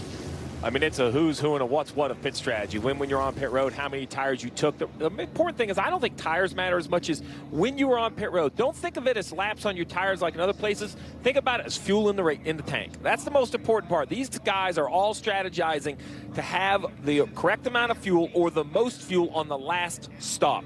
You want to be on pit lane as little time as possible once you're in that last fuel window. Get your guy to the front. Get a nice cold Coke, sit back, and cheer your driver on because there's not much you're going to be able to do from the top of the pit box after that. Steve, you continue to educate myself as well as all the fans, but these guys coming on, say, lap 138, they could come again at the end of the stage, but they don't have to take as much fuel, so it's a lot shorter on pit road. Simple. Look at it like this. 40-something laps, let's call it about 6.5 seconds less fuel they need. So they in theory, can save 6 seconds on a pit stop if they only want to take 2 tires. The 18 damage continuing to get worse. And coming back to the restarts, William Byron and Tyler Reddick making up row 1. A lot of pushing going on now. What kind of race, Rick, will we see to the finish here as they were all organized in a line, very comfortable and happy to be racing in a line with no big moves, but now side by side throughout the field and points on the line at the end of this stage. A little bit of side drafting there as the 8 moves up, but the 24 of William Byron easily surging ahead, and Byron back out in front of the field. Now he'll decide which line he wants to choose to stay in front of. Right now, Kurt Busch with a little bit of run. He stays in front of Kurt until they get into the turn, and then he dives down to the bottom of the racetrack in front of Tyler Reddick. And he shut both those lanes down doing that move right there. Now we're looking almost 3 wide there. They think better of it down the back straightaway. Big push from the 20 car down into turn 3. Kurt Busch is pretty good position on this corner exit here to maybe make a move. The inside line is now separated. Momentum top. Yep, the top momentum's coming. Top here, 45. Spotters. Off you, big shove from the 12. Now bottom gets a big shove. 45 all the way to you. Half off you, bottom. Half off you, bottom. You broke the momentum, 3/4. Just you and the 8 single file. Half to 3/4 off you. 45 half off him. Got a big shove going inside of the 8. Block the bottom. Block the bottom. 1.5 to 2 to both. Stove them up. 1.5 to 2 to both. Brandon Lyons. Top's got majority. Top's got majority. Man, listen to that stuff. He goes up the list of good spotters for me. That was some awesome information, giving Byron everything he needs to know and then some to paint the picture of what's happening behind that 24 car out front. And Brandon's foundation for spotting. He spotted short tracks all over this country. We see the battle for the lead. He honed his skills on the short tracks, and he's worked himself here by the work that he did. He is a very good spotter. Marty. Hey, Jeff, here, Brandon Lyons saying shoot them both, meaning kind of block both lanes, play the middle. That's what they did. Talked to Reedy Fugel this morning. He said, I'm going to do everything I can to control this race. But Tyler Reddick now trying to control the race. Momentum. Reddick's going to have the momentum down the back straightaway. Some drafting help from the 12. Oh, man. Williams wishing now that he would have protected that high side a little bit more and not allowed that 8 to get to that quarter panel on the top. Steve, you mentioned it. If they get to that right rear, it's over. Guys are starting to learn that more and more, and I expect this line to get higher and higher, especially for the lead car. Look where the 8's running now. And Dale, if I'm on your pit box, I think you know that, but I'm not assuming it. We're going to have this conversation in this stage break, right? If you haven't seen it, this is what's happening. You've been up here. I'm hoping you're seeing it, but maybe it didn't happen to you, or maybe you just hadn't been in the right spot at the right time. So we're having that conversation about how just vital that right rear quarter panel is. Chipping away. Here comes the 24 once again. William Byron up to the inside now of Blaney. Chase Elliott. That's for third. You see in the corners, it's just shorter way around the racetrack on the bottom, but when they get to the straight, it's this long line. Just such an advantage aerodynamically. William Byron's going to make some ground up in the corner.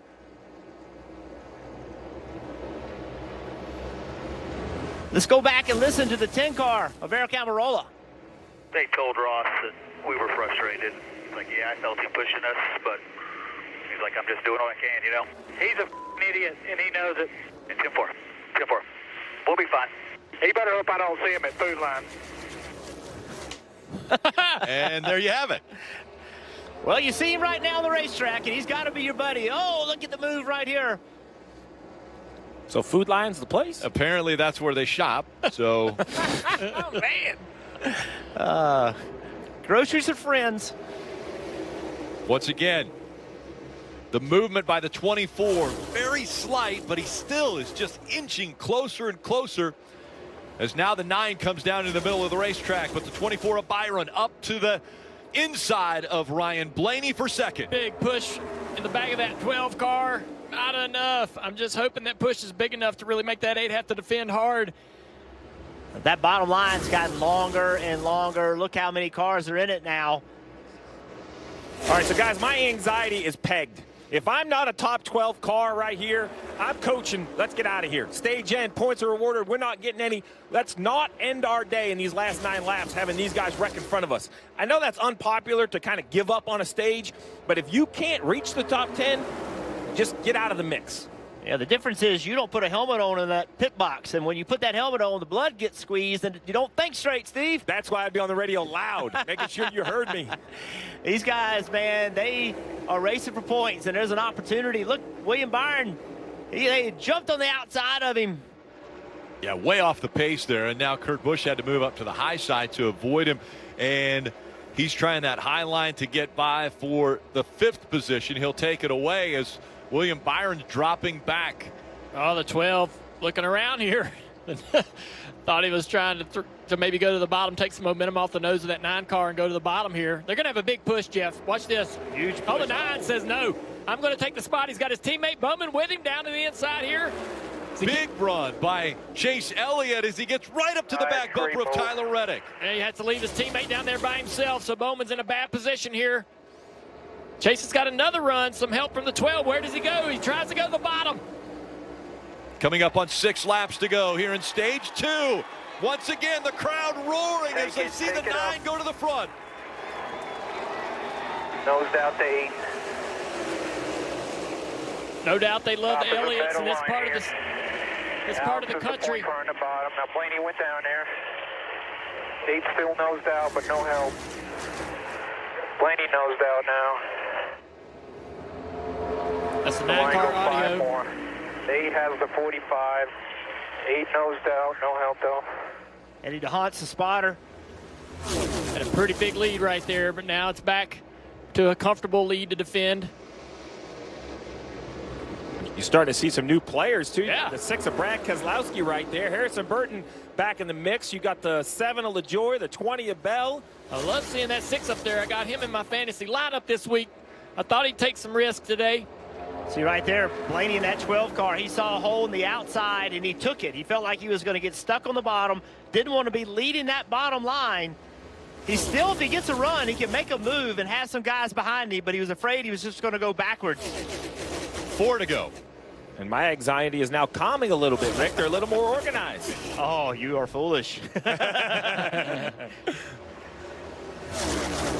That's such a tough decision. You see Brad Keselowski looking, should I make this move? He knows if he makes it and it doesn't work, he's going to lose spots.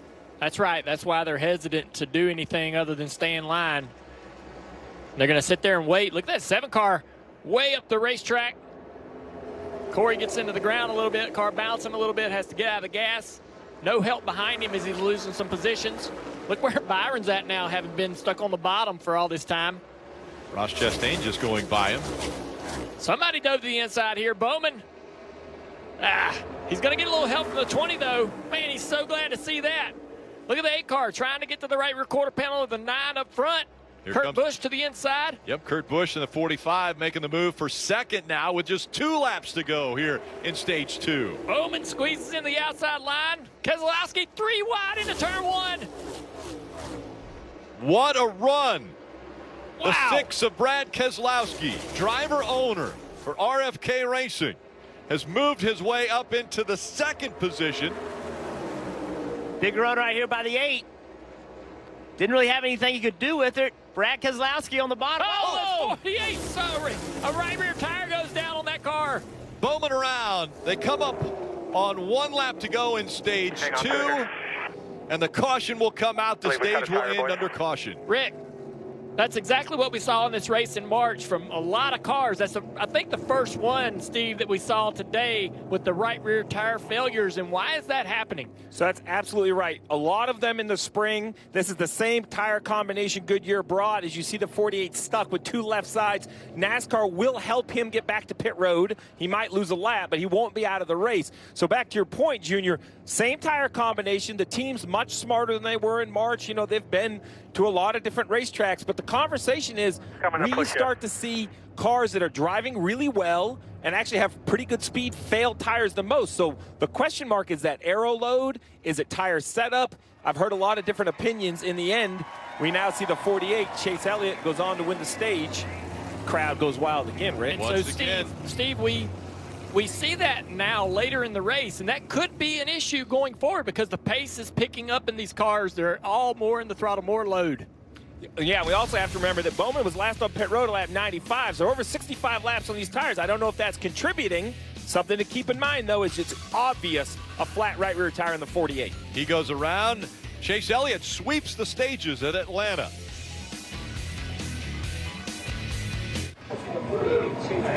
Dawsonville pool room happy to see Chase Elliott sweeping the stages. He won stage 1, just won stage 2.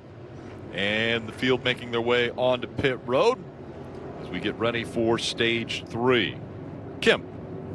And you'll see Brad Keselowski in the 6. He said, I'm not handling good, but I'm not handling bad. Said, make no changes. The call is going to be 4 tires. They reminded Brad, we will literally be waiting on gas. Dave? Tyler Reddick has taken 2 tires all day long. He skids through his pit stall, so he's got to come back a little bit. It'll be 4 here. Marty sets him up for 2 later. Dave, it's been a perfect race for the hometown hero. Chase Elliott trying to get his first ever Atlanta win. His dad, Bill, won 5 races here. He said the balance is really good when I'm out front. A long stop there, especially on the left rear. He said he's back in traffic, which he will be now. Car too tight. Saw the race off pit road. A lot of guys, no tires, overshooting your pit for Tyler Reddick. Big mistake on pit road. So much action continuing on USA throughout the season. 9 of the next 11 Cup Series races will be right here on USA. Of course, pre- and post-race shows on USA for those races, as well as the Xfinity Series races. 10 of the next 11 Xfinity Series races on USA. Want to check in with Peacock Pit Box and KP and Brad. Kyle, so last time we were here, we saw a lot of tires go down, right rear tires go down. We just saw our first one. Does that give you any angst? A little bit, because that was a long segment. You know what I mean? If we look at segment 2, and now we're headed into that final 100 laps, 90-some laps. And this is when you got to make something happen. You got to be a little bit freer. You got to make something happen on the racetrack. So we're going to see a little bit more. So I don't want to think that. Yeah. But I have to say, this reminds me of the spring. It does just a little bit. And also, is the entire field mad at Ross Chastain? Does anyone like Ross Chastain right now? Yeah, but Ross is waving at about half of them as he goes back by him and pulls his way in the 10. I tell you what, no matter how much damage is on that car, he has driven that car back into maybe not contention to win, but contention for points. All right, Rick, Ross for boss. Well, Ross Chastain has consistently had top 10 finishes all season long. He's been one of the best. He has, and unfortunately, one driver we were going to have circled for today. Brad, look away. I don't want you to see this next shot, but the 47 has gone to the garage area. We're hearing motor issues perhaps on the 47. We'll get an official word, but you see the helmet on the roof and the driver get out. I just know this is disappointing because Stenhouse, known as such a good drafter. Unfortunate situation. We were also showing the 6 of Brad Keselowski. He had an issue on this pit stop for interference, which basically means something left your pit stall and got into somebody else's. They don't really get tires that roll away anymore unless they go across pit road. It looks like the right front, when they rolled it, kind of leaked into the 41. So right here, watch this guy on the right front. It leaks this direction. You're looking over here. That right there is the 41 stall, and you see the tire changer then fall. That's interfering with another man. You can't play defense, Rick. You can have a good bad stop, but there's no defense on pit road. I was going to say, there's defense on the racetrack. We've seen it all race long. And also, guys, Kyle Busch, he was the first car lap down when that caution came out, so now he is back in the lead lap. Car is obviously damaged, but anything can happen at this race. And a lot more tape on the left front of the 18. And he was the benefactor of the free pass. Now it's Cindric up front, and Eric Almirola making up row 1. Cindric on the outside, Almirola on the inside. Final stage underway at Atlanta.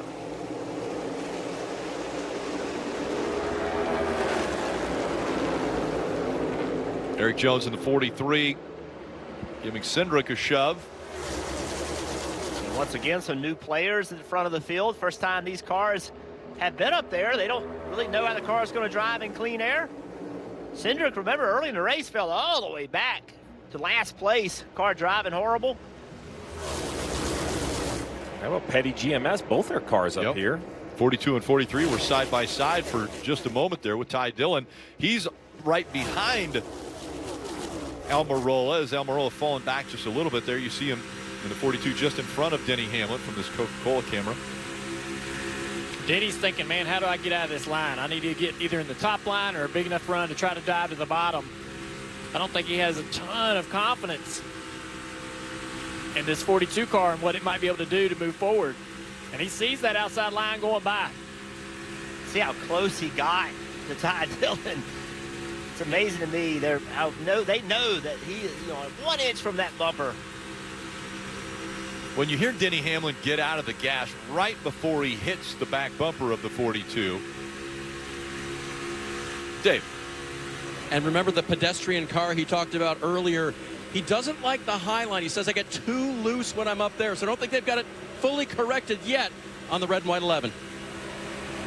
And that last yellow was for the 48. Alex Bowman, that flat tire. We saw him assisted back to pit road. Well, they are now officially out of the race. DEP, the clock expired as we saw a big movement right there out of the 42. Denny finally is like, I had enough of this. Lost too many spots. That was a late move into one. Great job by Ty Dillon knowing that he was there. Look at Smithley in this 15. Was way off the pace early in the race. Lost the lap, worked his way back up into it. Don't see that name up in this pack too often. There's the move by Denny around the 42. The 42, Ty Dillon just struggling for pace right now. Denny had to get away, get around this car, losing too many spots. Oh, man. And Dale, you mentioned that 15. Rick Ware Racing is an organization, we don't talk a whole lot about. Joey Hand in the car at times, Priest in the car at times, doing a great job as we see the 43 takes the lead away from Cindric. Big wreck back behind. And there's the 15 involved. Ty Dillon in the 42 also involved. The 24, Byron. Brad Keselowski was having a good day. Bubba Wallace. Looking off the helmet cam of Bubba Wallace. Tries to fire it back up. Tyler Reddick went through the grass. You see it all on that grill opening. Oh, no. Big damage on William Byron on that right front. It's such a fast car today. Now listen, I said big damage. I'm almost going to take that back. We have seen the one car, I'm going to call it similar damage, maybe not as much in the front, but the fenders and stuff, and they taped it up, and it was great. So we're just going to have to see. It looks like that right front shaking around a little bit. I can't tell if it's flat or has a broken toe link. We'll take a look. How did it happen here, guys? Let's take a look.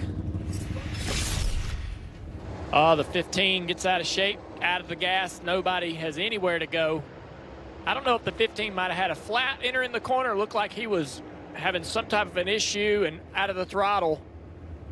And you could see him checking the back of the car. So watch the 15. He's lifting, wiggling, out of the throttle. And this is a super speedway type of event where if a guy's lifting like that, you've got nowhere to go. You see everybody piling in.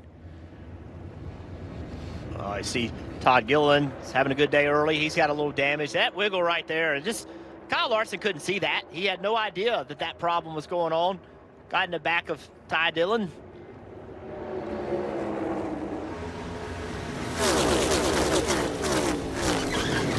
.42 calls that. 42 just stopped us. He is so stupid sometimes. Yeah, I don't know if I agree. I mean, the 15's wiggling loose out of the gas, and them guys can't, they can't go anywhere. I mean, the 42's getting run over. Ty Dillon and all those guys really had nowhere to go to be able to avoid the 15. Yeah, I understand the frustration, and unless we miss something, I don't see how that is Ty Dillon's fault. There's another car right behind that 42 of Ty Dillon as well. Let's take another look. This is leaving, I believe, 1 and 2 to get ready to head down the backstretch. He's just out of the frame right. He's behind this 10 car. You're going to see this 12 in line, the pink 15 right behind him. Goes down in the corner. Actually, I mean, listen, so did Larson the 42 hit the 42. Well, did the 42 make contact and hit the 15? Yes. But the 15 was absolutely not at pace with every other car. I mean, I thought the same thing you drivers thought, that the 15 had an issue. If it was a handling issue, then I can't put that on Ty Dillon. I mean, that is a huge closing rate going into turn 3. Yeah, we saw the 5 of Kyle Larson actually hit the 42 of Ty Dillon right before he made contact with the 15.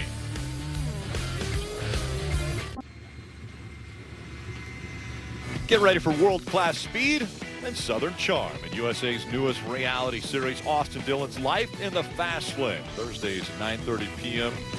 only on USA. All right, so drivers, we took another look under brake, and I'm sticking with my opinion. The 15 is very slow into the corner. 42 has nowhere to go.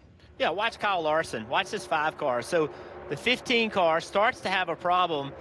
Kyle Larson doesn't know it. He cannot see the 15 car. He's offset to the right.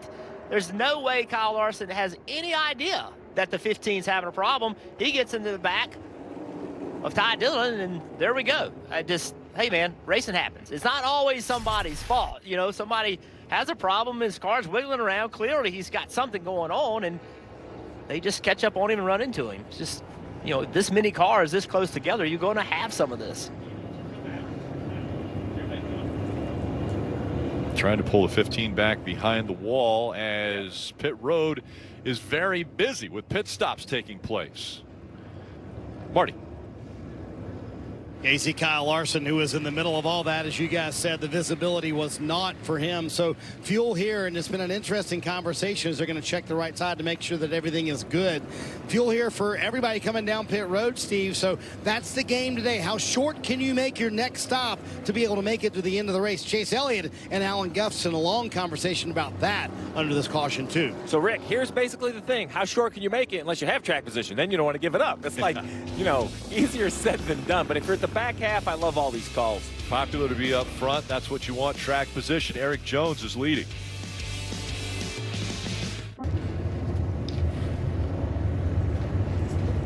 Watching these cars come to the choose cone for this restart. Watch this one car. Goes the inside. First car now on the inside line. Ross Chastain willing to take a gamble on that inside. We know that outside's been strong all day long, but that's an opportunity for these guys when they have a choose rule at all these racetracks. They added a lap. They won't re-choose, so it will still line up this way. As you see the lights that had come back on but now are off of the pace car. They'll make them go one more time around before we see the green flag. That means we'll restart with 84 laps to go in this race, Steve. 84 laps. I don't believe anyone can make it from here on fuel, but as Marty pointed out, you know, guys are coming down. They're very, very close. So it's a splash of gas for everybody that just came down pit road. Probably closer to 1 can for the other cars that pitted at lap 162. You know, but pit road, I don't think is the big conversation here. It might determine what it's going to be, but I think we just showed it. It's the choose rule drivers, what lane you're in, what can you do with that momentum, and who are you around? I mean, look, like Eric Jones, they're just new players, right? So do you have the confidence in what these people are going to do with their car when it matters most? Still 85 laps to go, though. Yeah, as I mentioned, we're coming up on 84 to go. So let's take a look at the Ruoff Mortgage Keys to Victory lane. Get track position and keep it. It's so important. You see Ross Chastain's move to the front of this line. It's how you'll win this race. Take advantage of restarts. Yeah, those pushes on the restart, as you mentioned, very important. And then the spotter relationship, you know, what kind of practice have you been doing all day long? You know, does your spotter know where you need to be? Has he educated you? Dale and I have talked about that move to the right rear quarter panel. So that relationship with your spotter is going to be tested in the closing laps. Yeah, I think one thing that's going to be really interesting right here is that one car, you see the damage. One thing that I've heard from all the drivers is that it's more important in this car versus the old car for the lead car to be slippery and fast. Let's see what happens with the damage on that one car if he can lead this line. He's been aggressive. We'll see what happens. They come back to the green flag. It's Eric Jones on the outside with a good shove from Austin Cindric. Now Chase Elliott giving the one of Ross Chastain a push as they go into turn 1. They are connected bumper to bumper, inside and outside lane. Staying locked up. We'll see how long they do this. Now the 9 drops back off. The 43 still had help from Cindric as they entered 3. Still side by side for the lead. Chastain on the inside, Jones on the outside. Good organization on the outside line here. Your push. Still on you. But there's 2 fast race cars on that inside line, and Ross as well. We know he'll be aggressive, side drafting, doing what he needs to do.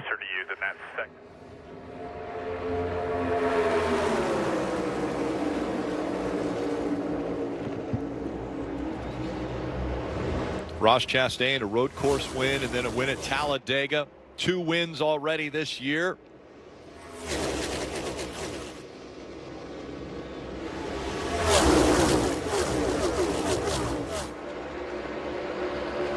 Still fairly orderly as they go 2 by 2.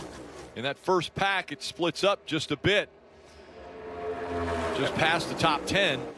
And that fourth car on the outside line right behind Kevin Harvick here in the Hunt Brothers Pizza Cam. Justin Haley in that 31 doing a nice job in that car. When I think of restrictor plate racers in the Xfinity Series, he comes to mind. He always seemed to be a move ahead, knew what to do and when to do it. Well, here's his chance. Now he's on Sundays, a new racetrack, new for some of these veterans. That might be an advantage to the 31.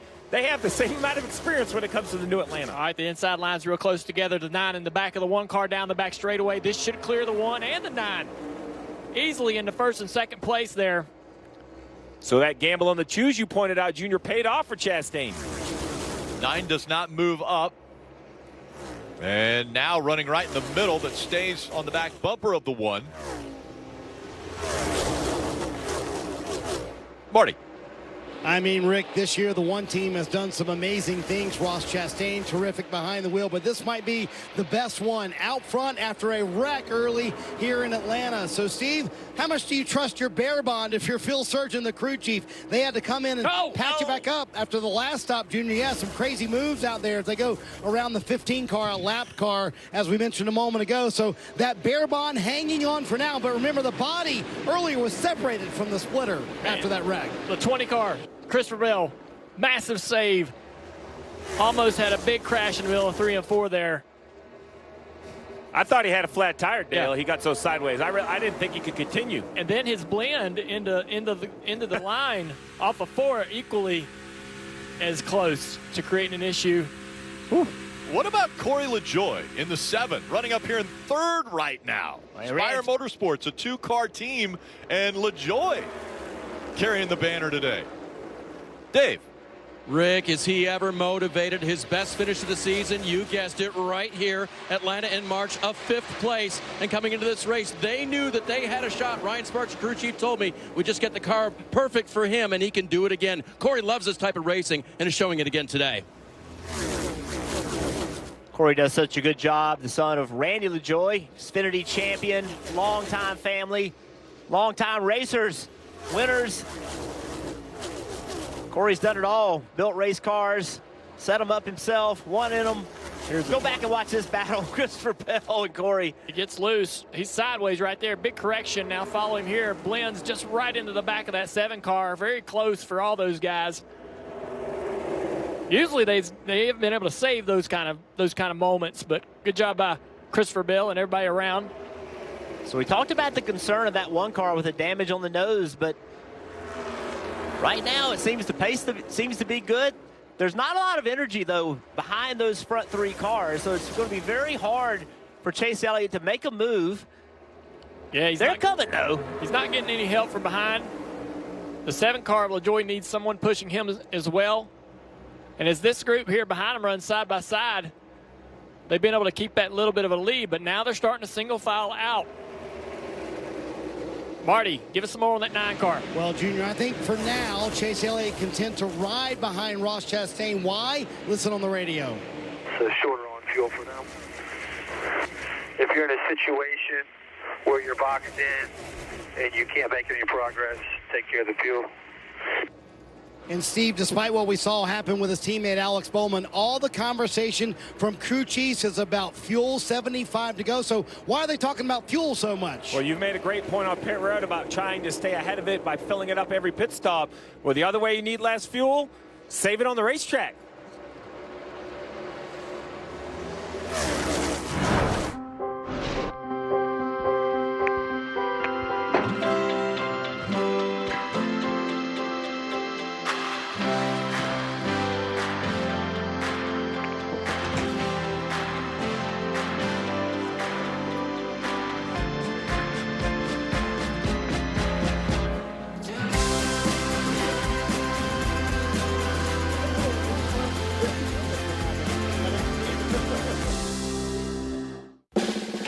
At USAA, we've been called too exclusive because we only serve those who honorably serve.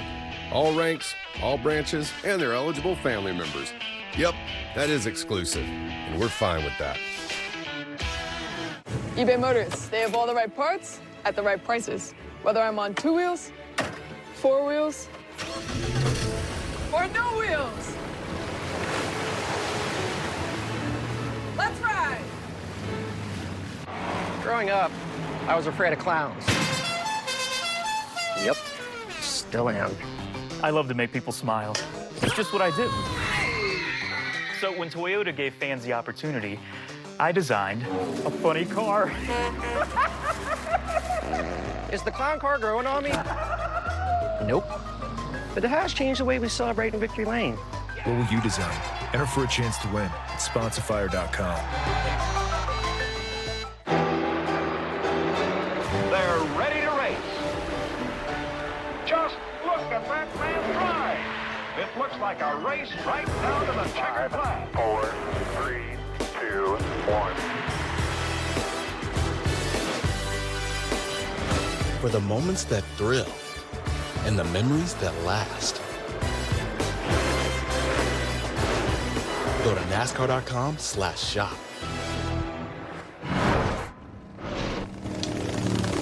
Caution is out, and you saw it a nonstop. The heavily damaged 18 of Kyle Busch was sideways. Also, Cody Ware in the 51 got into the wall on the backstretch. What happened? There's 3 cars in the frame. The 18's already sideways. Look at Steve. Look at the 51. So he's in. He comes around and crashes into the back straightaway wall. Look at the. That's just interesting. I didn't know how he got there from the apron. That makes 2 of us. Here we go. Yep. So he's loose. Whoa! Right back there. up the racetrack. 77 to Landon Castle's like, I don't know what's happening, but I'm getting out of here. Oh, the toe link I think might be broke. Well, guys, it doesn't matter what all the strategies we talk about or how much math you do. It seems like these races still fall down to that magical number. We said at the beginning of the race that we thought 65 to 70 laps, and now we're right on that window. We wondered what happened. Let's take a listen to the 18. Apparently, when you run back here, the spotters don't stay awake. I'm assuming he's talking about Landon Castle and Reed Sorensen, the spotter, because that's who was behind them. But it was a very odd wreck. Like, they were all 3 running together. You don't normally see that. Also under that caution, when that caution came out, Bubba Wallace was the first car 1 lap down. So he now will get back in the lead lap. So as we see the 18 on pit road was closed this time around. He obviously needed to come in for some damage and some tires. Now the question is, coming around to 69 to go, I really believe everyone on the lead lap will be coming down pit road and packing it full of Sunoco fuel. The question is, do you need tires? Do you not need tires? I mean, maybe a couple, but I can't see anybody putting 4 on at this point, or at least nobody that's near the front of the pack. And this is the time of the race too, Steve, where we see people get aggressive, even on pit road, getting in their boxes. We see damage, trying to leave their boxes. A lot of cars still on the lead lap, and these pit boxes are relatively small. Here they come, the field all in line behind one of Ross Chastain. Dave. Third place, Corey LaJoie was told his time on pit road would be 3.3 seconds. That means fuel only for the 7, Marty. Boy, Dave, could be the final stops of the day, as Steve mentioned. Right on the edge of making it all the way, Christopher Bell told Adam Stevens, I need help, a lot of help for that Toyota to get better. Ross Chastain was surprised how good the car was out front. Right side tires for him, also right side tires for Chase Elliott as well. Happy with the handling, and there you go. How about Corey LaJoie, the no tire call? He leaves pit road with the lead. Corey LaJoie will be the first to choose when they come back to the choose cone. We'll see where he will restart. Ross Chastain and Chase Elliott right behind him.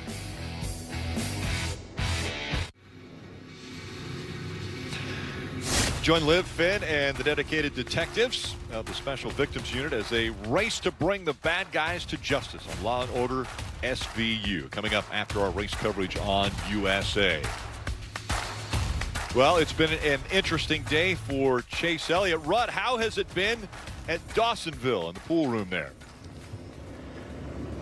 Rick, it's awesome. First off, watching a race with a concentrated group of Chase Elliott fans, as he's been up front all day long, all the oohs and ahs. Every time there's someone wrecking, this whole crowd goes, oh! It's amazing. The Bully Burger's fantastic. The fries are great. I wish y'all were here. We were there. But you know what? It's raining here, sunny there. So hopefully, are y'all ready for Chase to get a win?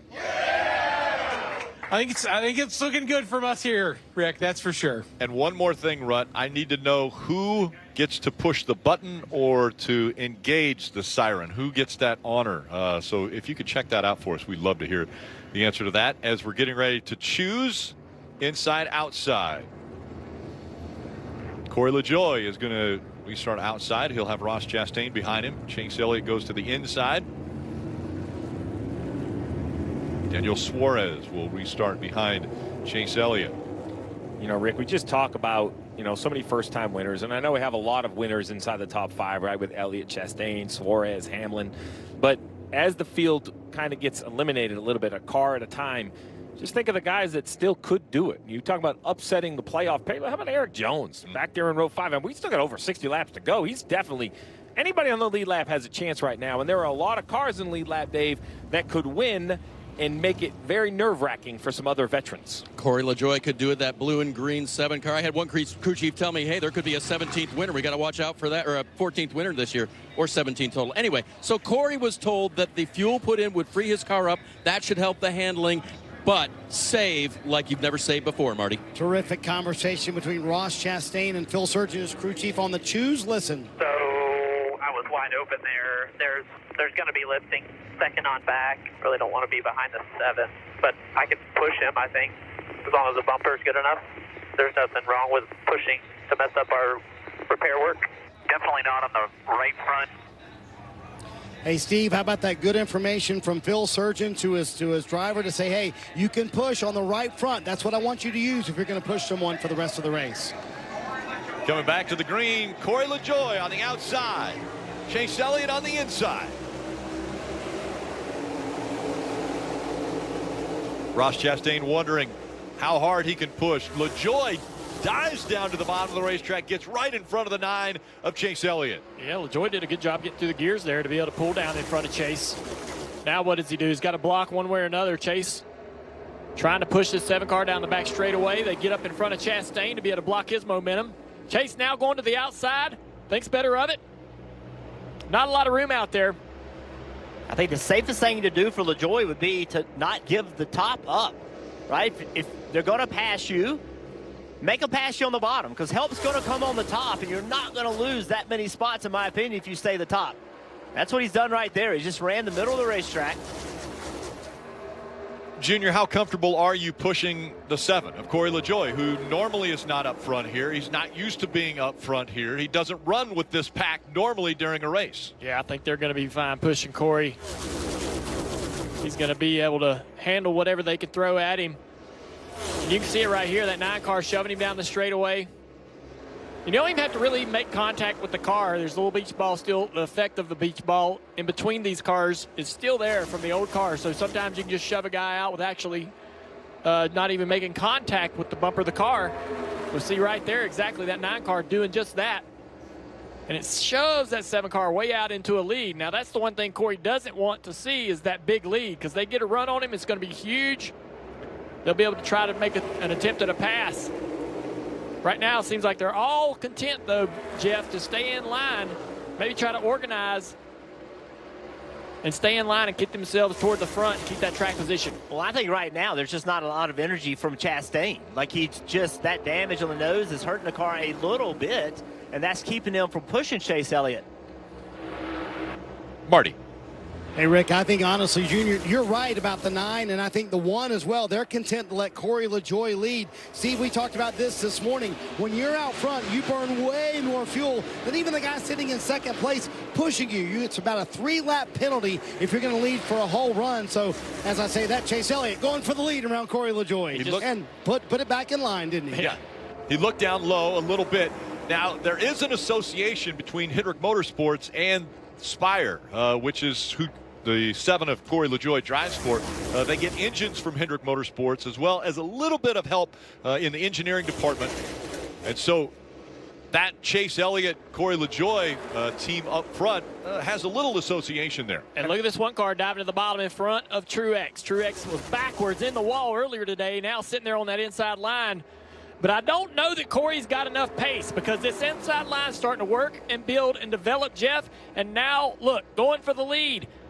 The one car on the inside of the 7 coming off of turn 4. But I'm still okay with that move that Corey is making because look at the help coming on the outside. Corey might ultimately lose this lead, but you're not going to get hung out as badly if you stay on the top. We've seen all day long, if people bail on you and you're on the bottom, you're going to go to the back. You're always going to get help if you can run that top. How about the 19 of Truex, second car on the inside line, looking for his first win of the season.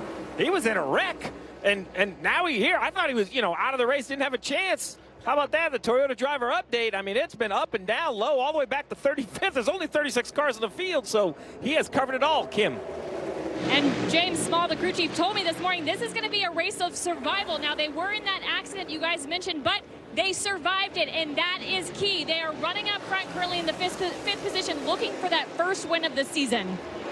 Battle for the lead now down the back straightaway. We saw the 9 peak ahead of the 7, has dove to the bottom of the racetrack. He will clear the 7, and Chase Elliott once again out front at Atlanta. Well, the 9's going to take Jeff Burton's thoughts, and he's going to park it back in that top lane, isn't he, Jeff? He thinks that's where he wants to be with all the momentum. Yeah, I think he's going to block on again. Corey LaJoie says, I'm going to get the lead back, drives to the bottom. Does he clear him? Yes, he does. He did. He moves up the racetrack, but now the 9 back to the inside. Look at this racing. This is amazing. No help right now for the 9 until that 1 of Ross Chastain gets to his bumper. Yeah, Chase did not clear Corey. Now they're bailing to the outside. Oh, Ross squeezes right in front of Denny Hamlin. That was really, really tight. They're all so tight, bumper to bumper. It's hard to believe Corey LaJoie told NASCAR.com in an article this week that he was coming here for a walk-off win, swinging for the fences to make the playoffs, and it was a great soundbite. But reading it, I'm not sure I believed it, and here he is leading the race with 57 to go. Well, the young man, the 30-year-old from Concord, when I was coming up to the booth about 2.5 hours prior to the start of this race, I saw Corey coming out from a sponsor engagement where he was talking with sponsors, and he stopped because there was a young man in a wheelchair that wanted an autograph. And Corey stopped, went down, signed an autograph, took a picture. A great young man and having a great race here running in the 2nd spot. Chase Elliott back to the lead on that inside line for the whole race. We've seen that outside line be the way to make passes. It has changed a little bit. Look at this inside line making some headway. Truex in the 19 trying to make it work. They're not really tight together. He doesn't have a ton of help behind him. That's the problem with this inside. People tend to, it seems like they get nervous about getting hung out and they start moving back to the top.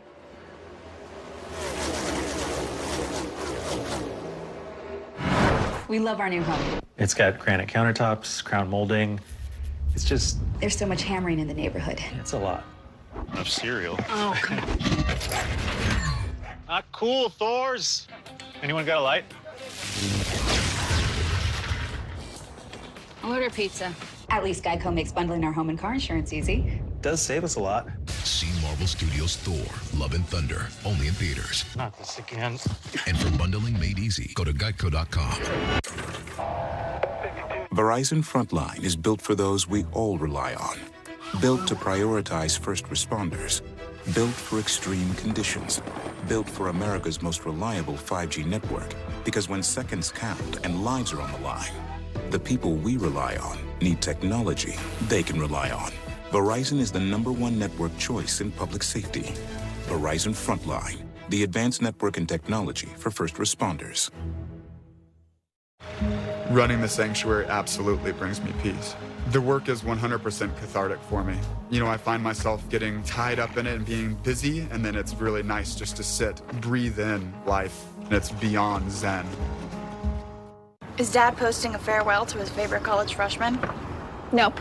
He's switching his choice cashback category to gas. The road to college can be emotional, but also rewarding. With the Bank of America customized cash rewards card, you just can't stop getting rewarded. Hun, you've got to see this. The weather check's here. Wow, that was fast. WeatherTech is the ultimate protection for your vehicle. laser-measured floor liners, no-drill mud flaps, cargo liner, bump step, seat protector, and cup phone.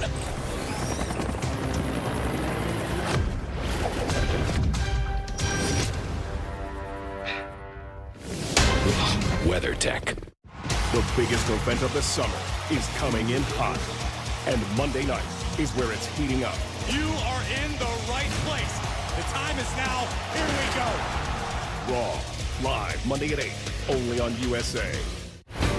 There are few who have come to St Andrews and walked out an Open champion twice. For Tiger to do it a third time would be legendary. The 150th Open on USA and Peacock. Under 50 laps to go at Atlanta. This aerial coverage brought to you by Geico. You're watching the Quaker State 400 from Atlanta Motor Speedway. Still, Chase Elliott out front, but now it's Martin Truex Jr. in the 19 right behind him. The runs are bigger, the blocks are bigger, the pushes are bigger. You can just feel the anxiety, the excitement, the energy kind of growing on the racetrack. Even the crowd, as I look out the window, they're kind of on the edge of their seats. I think they can feel it as well. Every time that 9 car goes into the lead, they all stand up and cheer. Yeah, this racing has been amazing. We have to applaud what Marcus Smith and the whole crew did. The transformation of Atlanta Motor Speedway, it has been really, really unbelievable. At this particular point in the run, though, I'm worried about the pace and these right rear tires. We saw one failure earlier at the end of stage 2 with the 48 car. And these guys made the adjustment since March to be able to avoid that in this final stage. Now that we have more load, more speed, more pace. Yeah, one car I want to pay attention to, Austin Cindric. We saw him early in the race. He was struggling big time. Been watching him on this run. He has found a way to go to the bottom of the racetrack, pick up a ton of spots. Now he's under attack from Suarez, but they've got that car much better than it was early in the race, Kim. Yeah, they made some significant changes, air pressure, wedge, everything they could do. And a few stops ago, Austin said it's handling the best it's been all day. I can finally drive this thing. Like you mentioned, he grabbed some spots with a fuel-only stop. Cindric currently riding in the 11th position. How about that 22 car right behind him? How is it still on the racetrack? He was airborne and now still out there running. Joey Logano, he has to be wondering what is going to break on this thing. Running in 12th, and we saw him earlier. He was all 4 wheels off the racetrack in the air, slammed back down to the ground, but still going. This is kind of one of them moments like we see at Talladega and Daytona where everybody kind of calms down and wants to get in the top line, Steve, and you don't want to be the last guy to make that choice. That is exactly right. Because you're going to go to the back of the line. It's musical chairs, and the music is slowly running out on these guys. Oh, the 45 is like, just tell me I'm clear. Not quite. Oh, a little contact as the 45 gets in the door, the 43 on the back straightaway. Kurt Busch in that 45 on the bottom. Now he's clear. He doesn't take that opportunity to jump in that line. Oh, slap cars. So tight. Cars. 3 of them lined up. Remember, this track is 15 feet more narrow than it was last year when we raced here.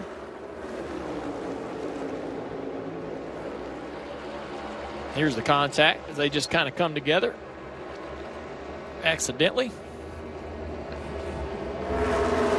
So you mentioned the right rear tires. That is a concern when we go single file because the speed picks up. Yep. Fuel consumption becomes a concern because now you're probably close to wide open throttle, especially if you're the first or second car.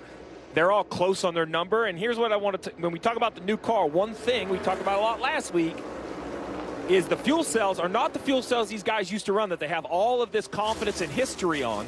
These are new fuel cells, Marty, so they're assuming they know how much fuel they can absolutely pick up, but we're going to have to find out as we get later into this run. That's a terrific point, Steve. No longer a switch where you can go to the backup fuel pickup as well. I just asked Alan Gustafson a moment ago, how close is it? He said close. So Chase Elliott out front. We talked about that penalty, Steve. He's out front leading this. Have the track position he wants, but no doubt burning more fuel than anybody else in the field. Yeah, so why? It's very simple. We showed you that animation earlier about moving the air. Chase Elliott is wide open. He is splitting the air for everyone else. So he is wide open all the way around here. The 19, the 7, the 1. They're only able to like breathe it a little bit, find a little part throttle. It's all kind of, you know, as we see right here, here's the 5 green lights. That thing is never going to shut off. I'd be shocked if he is less than wide open all the way around here. That's burning max fuel. And the RPM's a little bit higher because he's got... Yeah, look at him lift a little bit. He's looking in the mirror, and when he sees that gap get beyond 1, 2, 3 car lengths, he backs off the throttle. Some guys will drag the brake a little bit. That's Truex's throttle right here, and he's doing the same thing. He's lifting a little bit to keep that, keep that distance between the 9 and him the same, but also not get too far away from the car behind him. Marty. Junior, here's another point. This is what does not play in Chase Elliott's favor as well. When it's single file like this, Steve, they're turning more RPMs. In fact, Chase Elliott in stage 2 told Alan Gustafson under caution, we were single file, was turning way more RPMs than I was earlier in the race. So that's a factor as well for the 9. I mean, it's no different than driving your car around the street. If you're stepping on the gas, you're burning fuel. Fuel's what makes the engine go, makes the car go forward. You know, we talk about saving gas at some tracks where you brake. You can lift a little early and try to keep momentum. Well, I mean, there's no braking here. Maybe part throttle, but that's it. Fascinating, though, Junior, that Chase was able to save gas while leading. Pretty impressive. This is supersonic Wi-Fi from Xfinity. It's fast. So gaming with your niece has never felt more intense. Hey, what does this button do? No, don't! Welcome to the fastest internet on the largest gig speed network. Are you crying, Uncle Ed? No! A little. Only from Xfinity. Unbeatable internet made to do anything, so you can do anything. How could this grilled cheese double burger make your life easier? You just eat the whole darn thing in the drive-in and don't tell anybody. Right. I've done that before. Oh, yeah. Well, it's my form of therapy. You got cheeseburger therapy. Sonic grilled cheese double burger. When you get a quiet moment, you take whatever you got. That's right. At USAA, we've been called too exclusive because we only serve those who honorably serve. All ranks, all branches, and their eligible family members. Yep, that is exclusive, and we're fine with that. eBay Motors, they have all the right parts at the right prices. Whether I'm on 2 wheels, 4 wheels, or no wheels. Let's ride. We get out, fired up, hook big ones. We get out and rip it. And we track them down. So crack a Mountain Dew. Get out and do. My name's Amy, and I bought and financed my car through Carvana. Everything was all good, but then things hit a slight snag. Okay, so they were trying to verify my employment status while I was at work in a giant hole in a mine.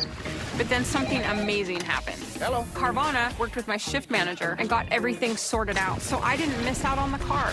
Super helpful. I was over the moon, even though I was underground. We'll drive you happy at Carvana. I gotta find someone to babysit. I think I can handle it. Oh.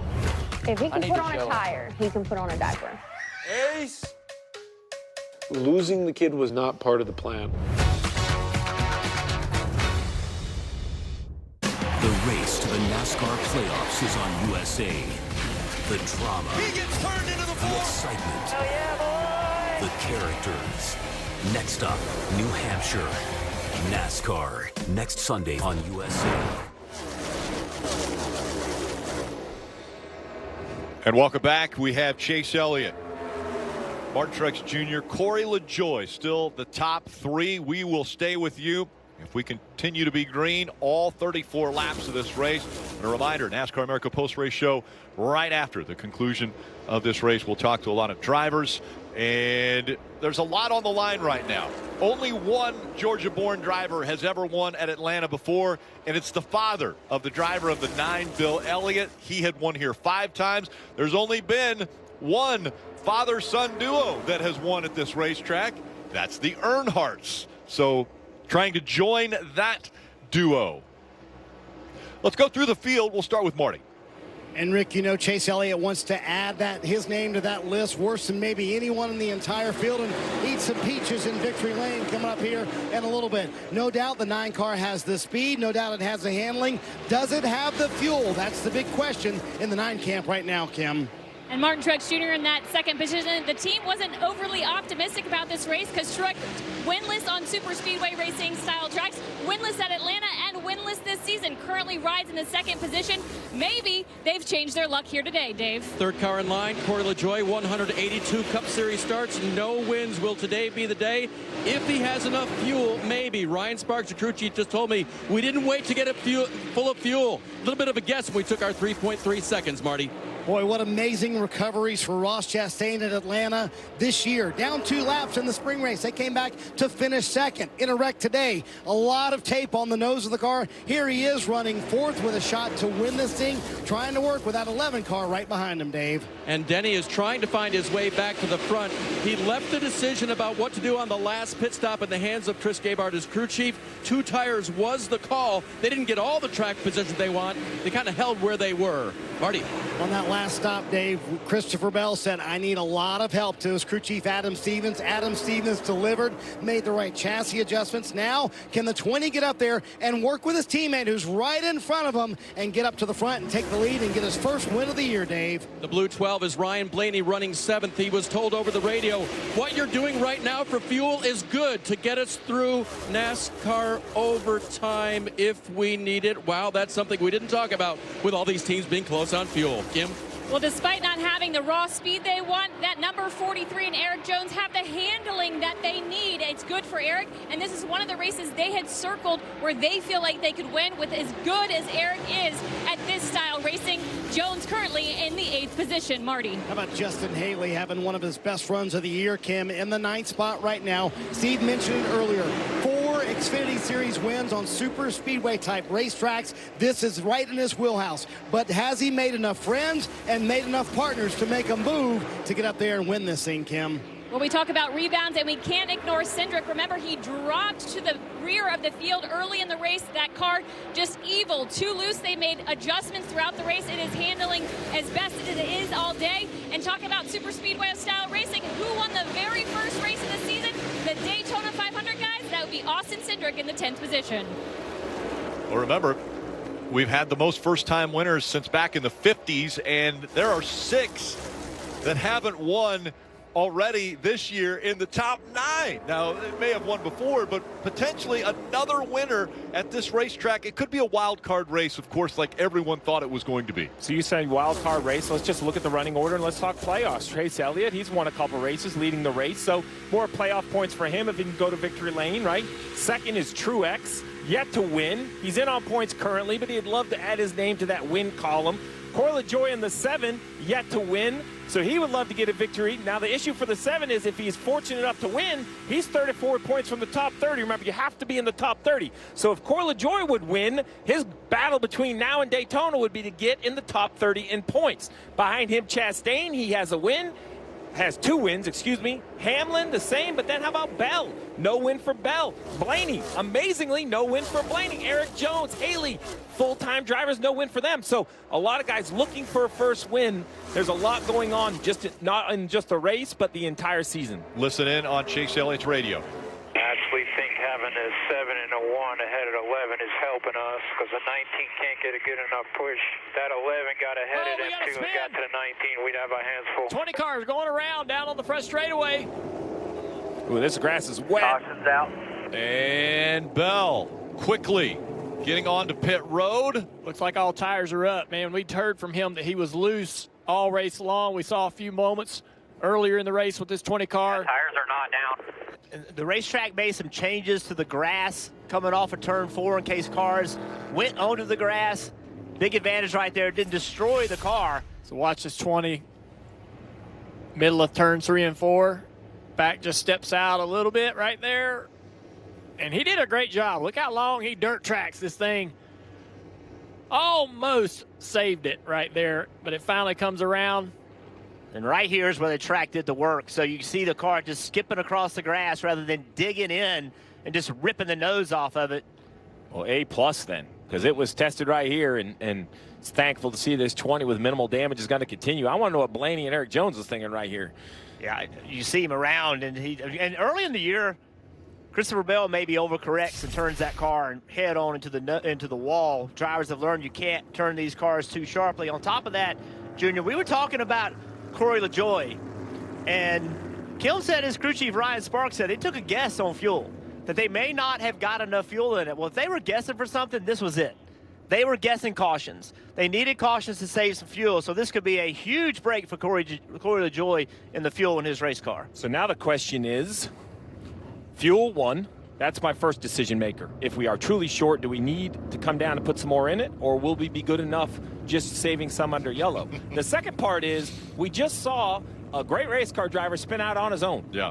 So that tells me, Junior, right, that grip is going away in these cars. Pace was picking up. So I don't think you're going to pit if you're Elliott or Truex, but someone is going to pit. And, Dale, you've always taught me at Daytona, especially in July, put some tires on and let me be on the offense. You feel like you can make moves to use those tires if the opportunity presents. Yeah, I think if your car's handling really good, you can be aggressive with the steering wheel to side draft, block, do all those things, stay on the track. But if you cannot be aggressive with the steering wheel to block, to be able to side draft, to change lanes, you need to be able to fix that, work on that. You need to have those abilities to try to win this race. The trouble with this racetrack is, can you go 3 wide and make advances? We have not seen much of that. So can you go somewhere with tires?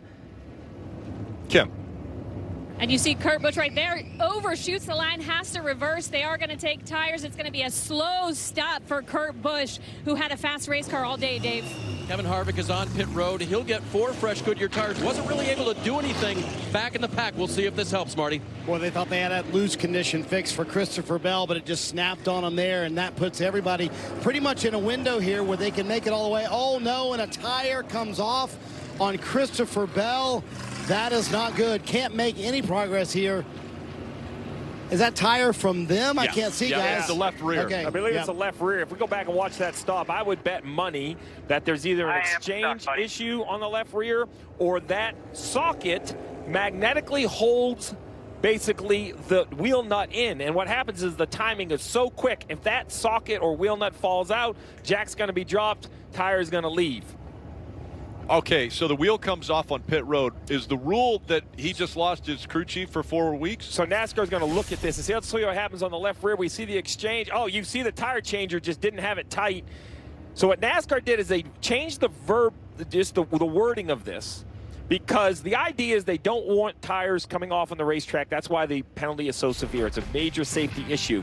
So what they're trying to do is give them a chance. Let's take a look again at how this works, right? So here is the pit gun. We're going to go in and we're going to take this nut off. Now look at this. That stays attached to the socket with a magnet. We've explained how this works. There's your spindle, those yellow drive pins, very important. That's what the wheel gets set on. The red little locking mechanism. Think about your telescoping poles at home. You know, you pop it in, pop it out, make sure it's in the right location. So let's put the wheel on. We're going to try to get it all lined up. It's not as easy as it looks. The tire carrier is going to look back at those yellow pins, right? So we're going to put it on. Now we're going to take the gun. We're going to tighten it up. Now the goal is to go all the way over those locking pins. You see they're not popped back up like that telescoping pole. That means it's not tight. Now we made them, bright red so you can see them at home. There are a bunch of teams on pit road that color them pink so they can see them. They're naturally silver. They kind of blend in. This right here, you can see the tire changer panicking to try to stay on that gun. He knows there is an issue, and it looks to me like the wheel nut wasn't even started. That's why that tire come off. Back to your point on the rule, they have reworded it where if the tire and wheels stay on pit road and they feel close enough to the pit box, it's not an automatic suspension because of just that. They don't want to throw a crew chief out for that. And now if it comes out on the racetrack, you can have a little bit of trouble, Jeff. Remember, we had a crew member swap between the 20 and the 23. The 23 has had this problem over and over and over, tires coming off, slow pit stops. So now that has gone to Christopher Bell and his team. They were making some changes, trying to improve both teams, but right now has not worked well for Christopher Bell, Marty. Yeah, Jeff, great point. And this is the first race with that new pit crew for the 20 team, who was originally, as you mentioned, on Bubba Wallace's pit crew. They've had a slew of issues this year. Remember, a couple of weeks ago, the problem again on the left rear, just like today with Christopher Bell. So certainly some things to clean up here for these JGR pit crews. I know they're going to focus on that this week. Coming up to the choose cone here, and we saw Chase Elliott go to the outside. And Martin Truex Jr. took the inside line. Earlier in the race, we saw, 5, 6 guys at the front automatically choose the outside line, but that bottom is getting more and more interesting for these guys. More and more guys willing to start down there and try to make it work. And as this racetrack has changed, it's cooled off. You see the shade on turns 1 and 2. The grip's gone up, the speeds have gone up, so that bottom is going to be more and more competitive all the way to the finish. On the bottom is the 19 of Martin Truex Jr. listening to his radio. I'd rather be aggressive than not. Yeah, for sure. I feel like we're fast enough that we can get ahead of him. We just need to get a good launch and push, and then try and clear him. And look who he's getting pushed from, that one car. And they didn't have too good a time doing that earlier in the race, got turned around. But he's going to hope that Chastain can give him the push he needs to send him out into the lead here. I still am concerned with that one car, the speed of that one car. The damage on the nose, I know it's not a lot, but it's enough. And, you know, is he going to be able to push Truex the way Truex really wants him to? There'll be 19 laps to go here at Atlanta. Find out if we will have another Elliott in victory lane here at Atlanta Motor Speedway. Let's close this thing out. Martin Truex Jr. on the inside, looking for his first win of 2022. Corey LaJoie looking for his first career win in the Cup Series. 19 to go from Atlanta. Both sides pretty organized. Oh, man, they're really tight, trying to slow each other down. They say the side draft isn't that strong, but they still try to make it work. Truex is clear. What is he going to do? He's going either line right now. They're not connected, though. Not as well as that outside line. Does that 7 have enough horses to be able to push this 9 car back to the lead? The 11 gives him a shove, and Corey LaJoie back up to the bumper of the 9. Here comes the 1 of Ross Chastain to the inside. He battles for the lead. Oh, Chase Elliott hard in the back of Truex. See his car moving all around. The pushes are going to get more aggressive right now with only 18 to go. Truex Jr. now bouncing from the inside to the outside, back to the inside, and back to the outside. Truex choosing to stay in this high line. That sends the 1 down to the bottom. Now he's even with this 19 car. Almost clearing Truex off of 2. Doesn't quite do it. Down the back straightaway. It's a drag race into 3. Little help from the 12 of Ryan Blaney on the 1. So strong still is Ross Chastain's number 1 with all the damage on the front of that car. But look at that inside line. Only 3 cars down there. That's not enough. This outside line's going to have the momentum. Look. Oh, Chase Elliott, an aggressive move to the bottom. Can he clear him? No, Truex blocks him. He didn't make it work. Not enough of a side draft. Now who's going to get the help? Who's going to get the help? He side drafts again. Chase Elliott with a little bit of help now from the 1. The 2 of Corey, or the 7 of Corey LaJoie gets into the back of Truex. Truex back to the lead off of turn 4 with the help from that 7 car. Oh, Corey to the bottom. He's going to try to get some help from the 9, but Truex is going to block that as well. Truex all the way to the bottom of the racetrack, right down to the double white line. Cannot advance your position below the double white line here in Atlanta. Coming up on 14 laps to go. Corey LaJoie running in the 2nd position. Truex back to the bottom. Oh! The 11 sideways. Can he hang on to it? They wreck. Lock her down here. Lock her down. Get and the caution will come out. There'll be another restart. Brad Keselowski down there in the grass. Lock it down, lock it down, lock it down, lock it down. Everybody did a really, really good job there. I thought that was going to be a bigger wreck than it was. The 1 car gets in the left rear quarter panel, and Denny Hamlin turns him sideways in front of the field. Denny Hamlin has had enough of Ross Chastain this year. It's not going to help. Right front down, and left front could be down as well for Brad Keselowski, as he's going to try to limp around the racetrack and not do too much damage to the front of that car. Yeah, you mentioned it, Jeff. These two have had quite the history since St. Louis. Well, let's go back and see what happened. See he drive in the corner. Chastain just up the racetrack into the back, into the quarter panel of Hamlin. So this is the frustration I think drivers have with Ross Chastain. When you interview him, he talks about how he's going to try to do it differently and race differently, and then here we are.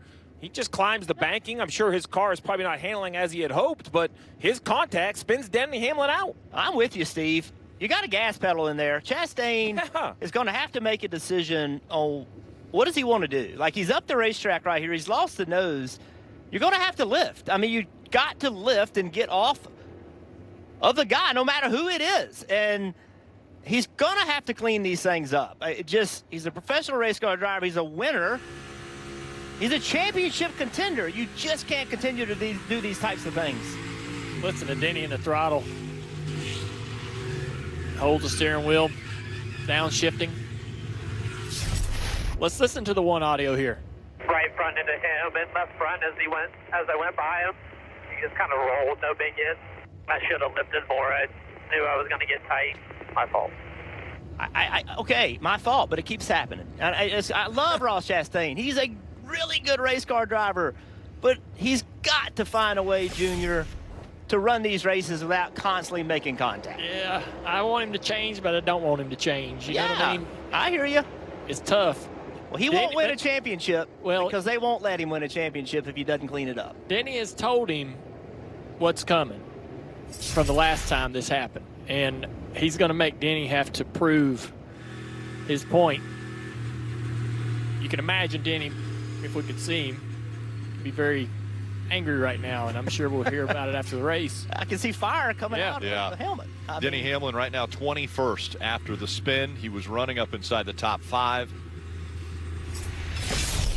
I mean, you see right here, the dotted white line gives you a great perspective on where they're at, and the one just continues to come up. So, Dale, I love what you're saying about his aggression for success on the racetrack when it comes to wins, but I have to side with what Jeff's saying here, that, like, the next step for a driver of Ross Chastain's level, who has proven he can win, is to find his way to week in and week out, find some give and take. Your real estate can't be the most important real estate on the racetrack for everyone. Let's hear what Denny Hamlin had to say. Yeah, he just come up the hill and wrecked your boat. I can't tell you any more than that without looking at traces and studying it for an hour, but the bottom line is no lesson learned. He just come up the hill and wreck you. So. Hey, and if you have an opinion, you could call in Monday. You'll be there. I'm on You'll be there. Hey, Steve, I know what we're talking about. I'm telling you, man, we got 12 more laps to get another lead story, but this one's going to be pretty high. Go ahead and call in. Join us on Peacock Monday and Wednesday at 6. This Monday is going to be exciting. Let's see if we can get Ross Chastain to call in. What do you think? Talk to you guys. Sure, on Motormouth. I'll talk to him. Listen, Ross Chastain is a good guy. He's just working hard. You see here, back in June, made contact with Hamlin. Hamlin was mad and just made the rest of this race miserable for Ross Chastain.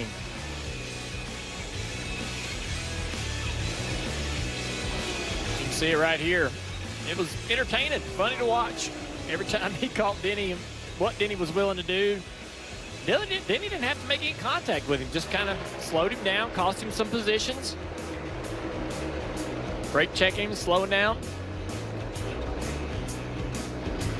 And then he got, after the race, he gets out and says, "Look, I'm gonna take care of it next time I get a chance." And today, this is what happened.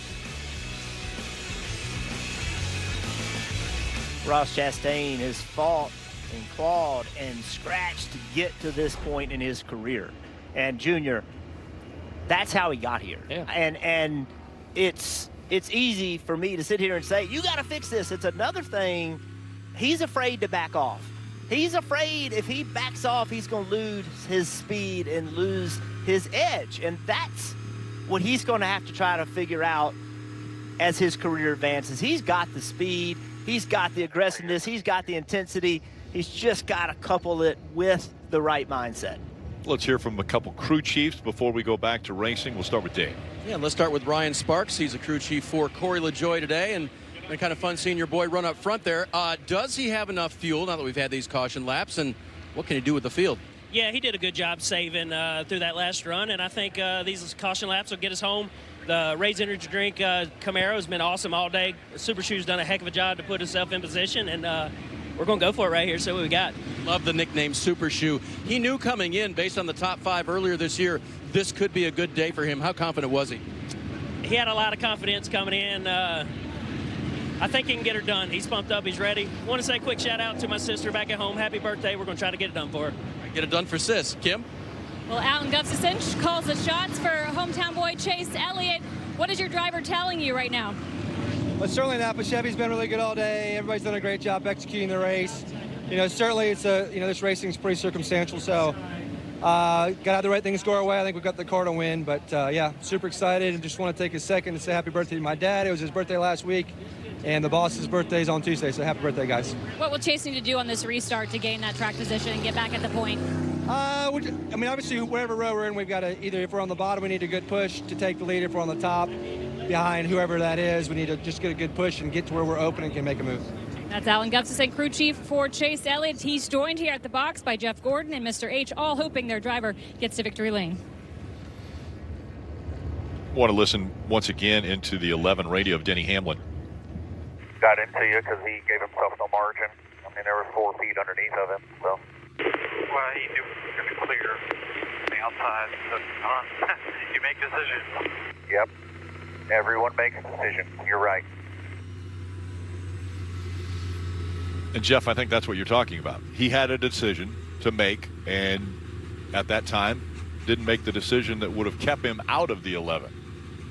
Yeah, I mean, listen, he just needed to be out of the throttle. As soon as he got tight, he needed to understand it wasn't going to get better and just start coming out of the throttle and to avoid that contact. But, of course, that exposes you to being passed from behind when you come out of the throttle, and that's why I didn't want to do it. Well, there's the choose right there. No surprise, Truex took the top. Surprised a little bit, the 7 took the bottom. I guess maybe not. He said he has to win, so put himself on the front row. Chase sticks with the top as well as the 43 and some other cars, and we'll see which row gets the better start. Let's listen into the outside of row 2 in the 9 of Chase Elliott. Well, that didn't work out too good for us there. Nothing you can do, just all forward. You got this. You'll get your chances. You're just about 2 inches from clearing that 19. We'll do it again. Yeah, I thought that was a little close for take it there, bud. Sorry. Well, so there, we talk about aggression. There's the other side. So Chase Elliott felt like at that point in the race, it was too close to try to shut the door on the 19. Now with 9 to go, if he gets another shot, we'll see. We'll see what the decisions these drivers make. But this restart is going to be pretty interesting. I like this pick from Corey LaJoie to go to the bottom. Like, I'm not real wild about Chastain because, again, I don't think he has the speed to push. But how are you going to win this race if you don't get in front of Truex? And here's an opportunity to try to find a way to make it happen. 17 on pit road, watching Corey LaJoie, who will restart on the inside. Martin Truex Jr. will be on the outside. Chase Elliott right behind Truex Jr. Back up through the gears they go, and diving into turn number 1, under 8 laps to go in Atlanta. Big restart on the bottom lane for Corey LaJoie. He is going to clear the 19 on corner exit if he wants it. These 8 laps are going to happen fast. Corey LaJoie to the top, getting a big push from this 19 car. Pushing hard. 19 trying almost to the right rear quarter panel. He had a shot at it. He was almost there. Cautions come out. On the back stretch. Yeah, we got car down on the apron. Joey Logano, the 22. I think we had a couple cars spin around. Seems like everybody's heading in the right direction, though. And we'll have another restart. Yeah, the left front down, as well as you see the 11. Denny Hamlin has damage to the right side. Ahead, look back, we were crossed up.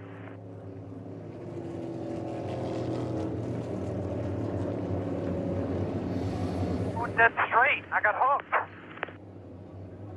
That was Denny. Yep. And Logano wasn't able to turn all the way onto pit road.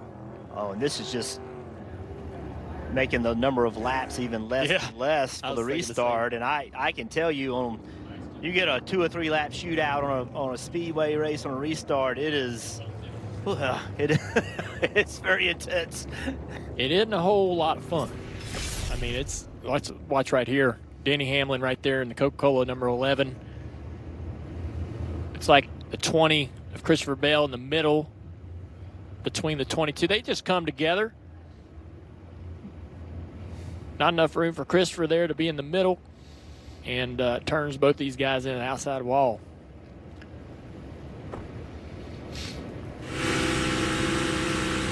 Time running out. Bottom of 3. They know things are going to happen fast. 1 outside now. Trying to get everything they can get.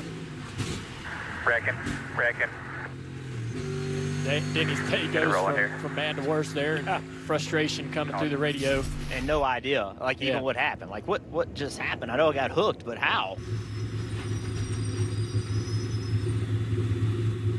crew once again goes to work on the 11. Trying to get him back out there. Damage, Rick, to your point. Big damage. And as these laps count down, Jack drops there.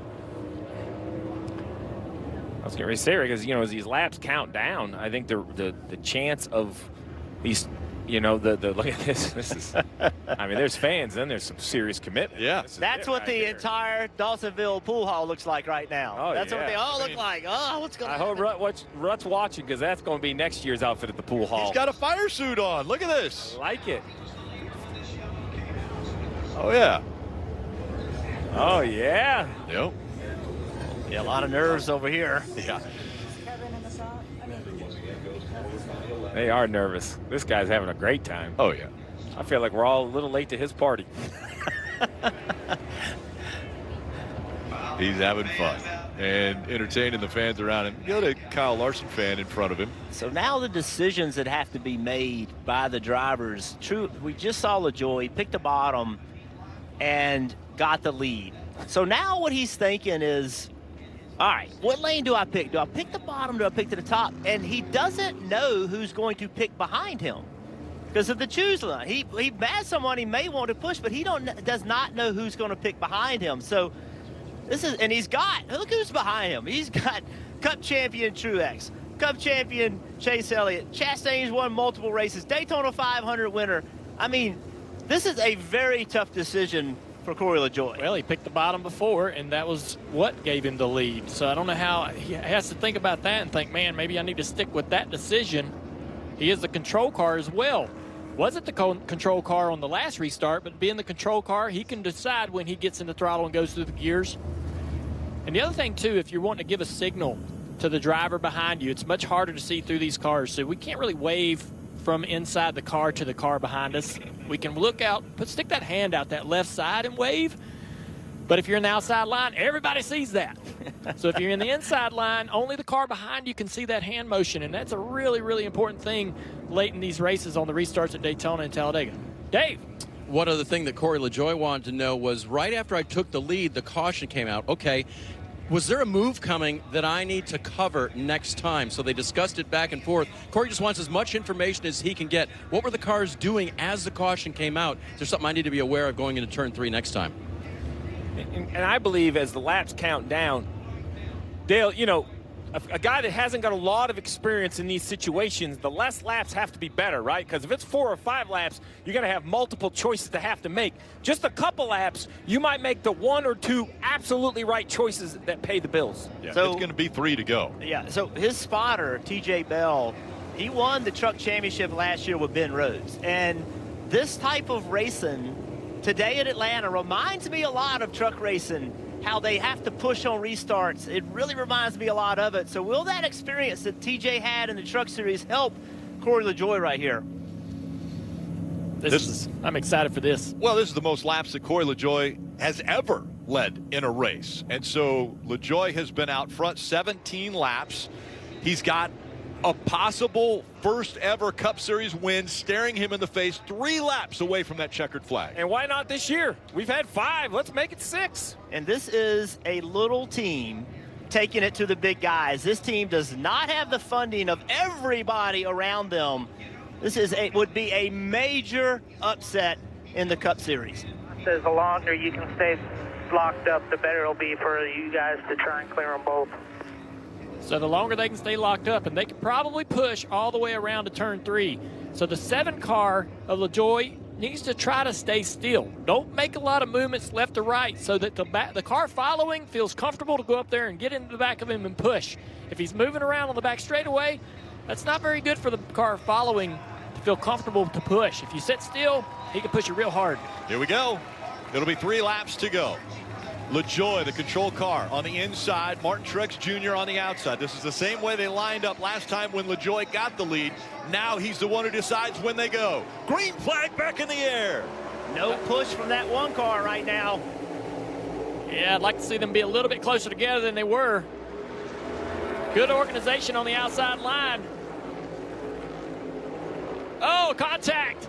The 7 and the 19. Truex in the middle. 3 wide. Here comes Chase Elliott. Chase through the middle. Truex now to the outside. Going backwards. Now, Corey LaJoie trying to block both lines. To the high side, here comes Chase Elliott. LaJoie up to block him. Coming to 2 to go here. Chase is going to get a run on this 7 car at the end of the front straightaway. We know he's went to the inside, this side, to the outside. Outside. 9 car to the lead.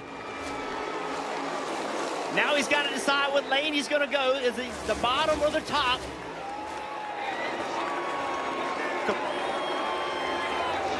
Big push from the 1 car on the 7 here.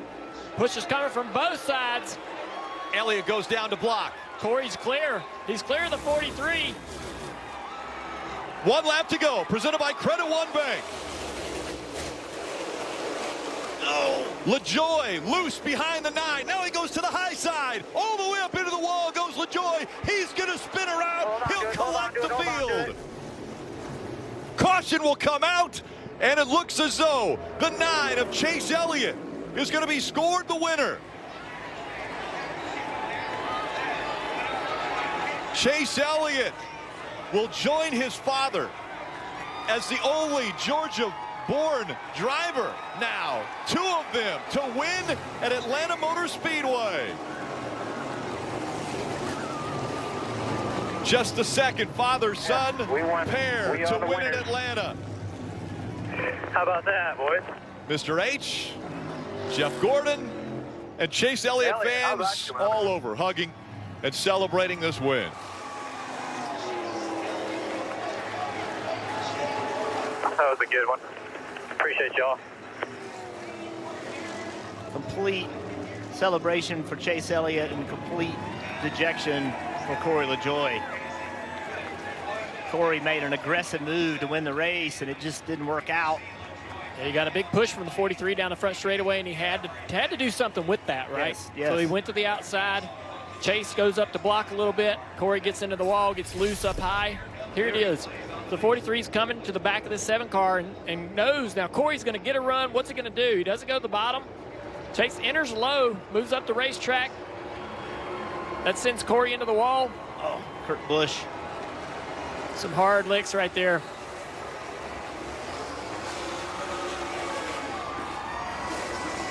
So gets in the back of the 9, just barely right there, and up the racetrack, loose into the wall.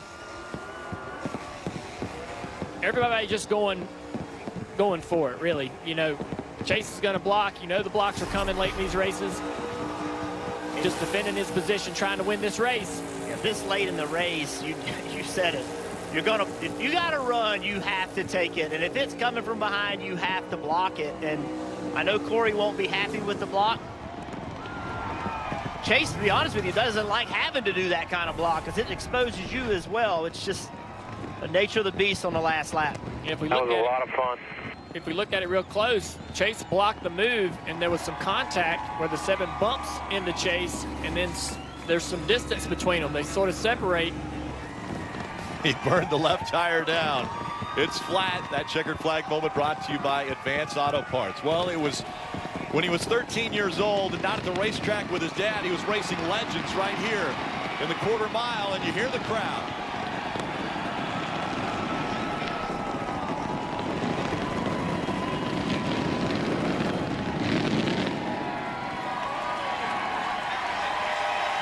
A very popular win for the Dawsonville, Georgia driver.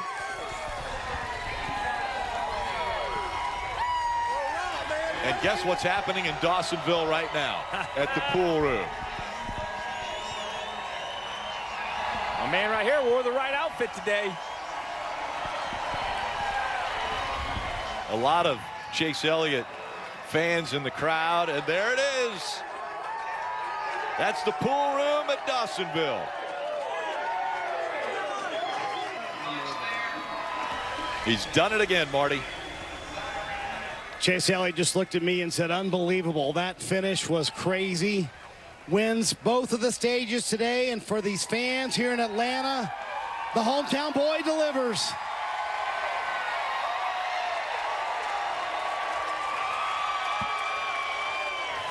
Got a lot of big wins in your career. I can think of one in Phoenix that got you a title, but where does this one rank on the all-time list? This one's up there for sure, man. This to win at your home track is a is a really big deal, I think, to any race car driver. And I've watched a lot of guys do it over the years. You know, Jimmy out in California, and we haven't really had a very good run here. So felt like, you know, today was a great opportunity for us. But just so proud.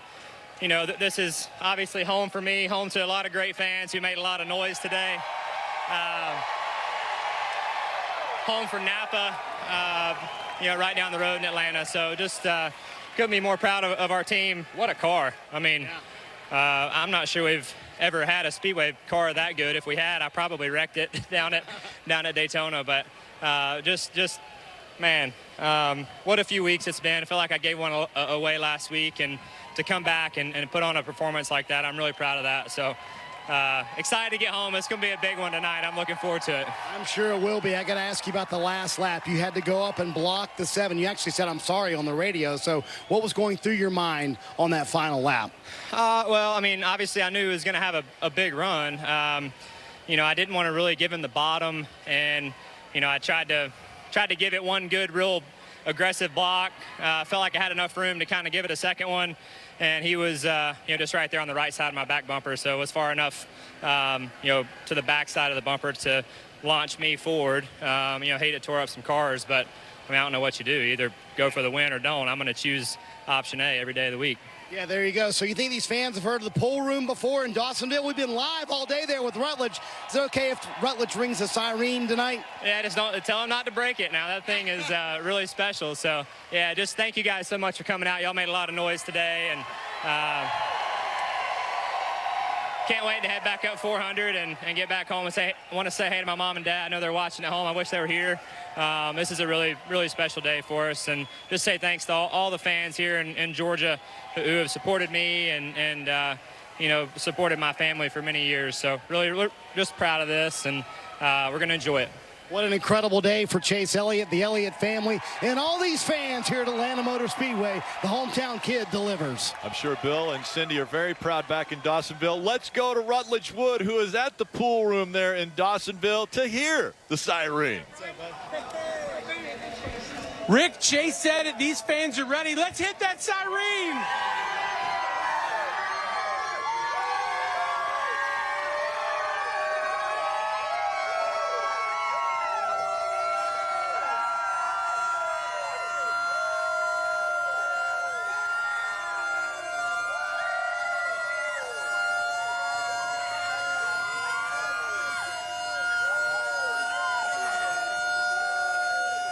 What a scene it is. These folks have been here all day waiting for this. Unbelievable. The hometown boy gets the win, and the siren goes off at the Dawsonville pool room.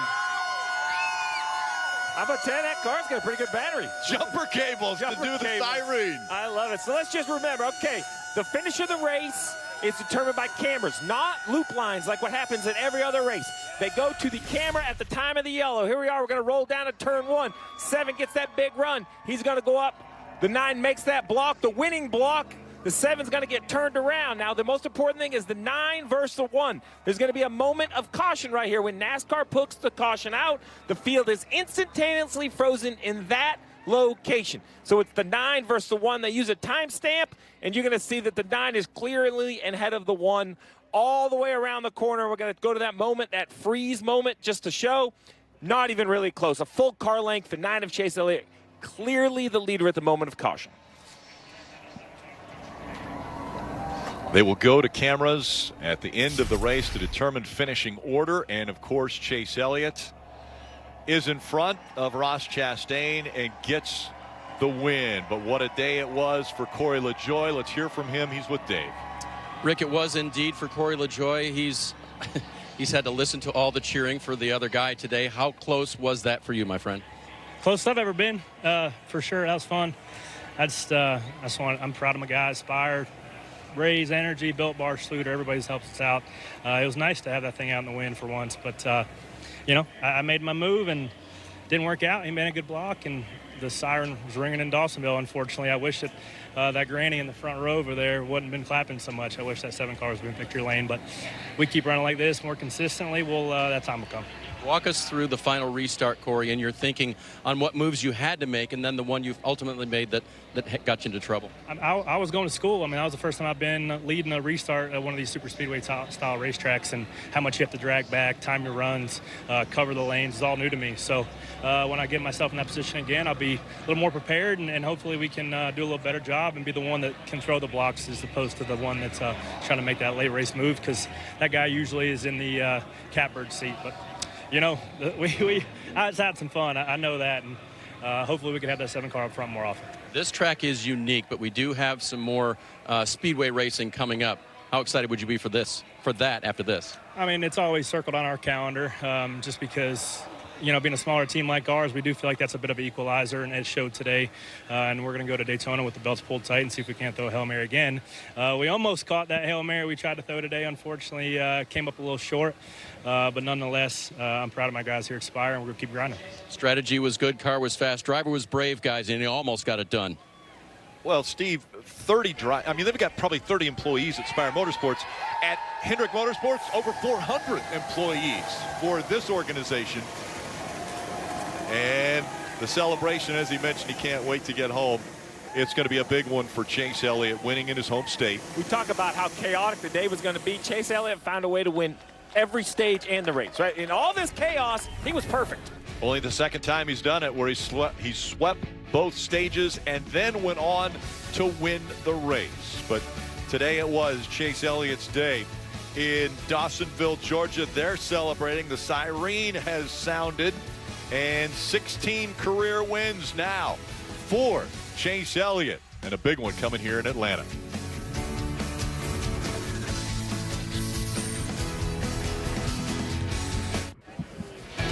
Celebration continuing for Chase Elliott and the entire 9 team down in Victory Lane.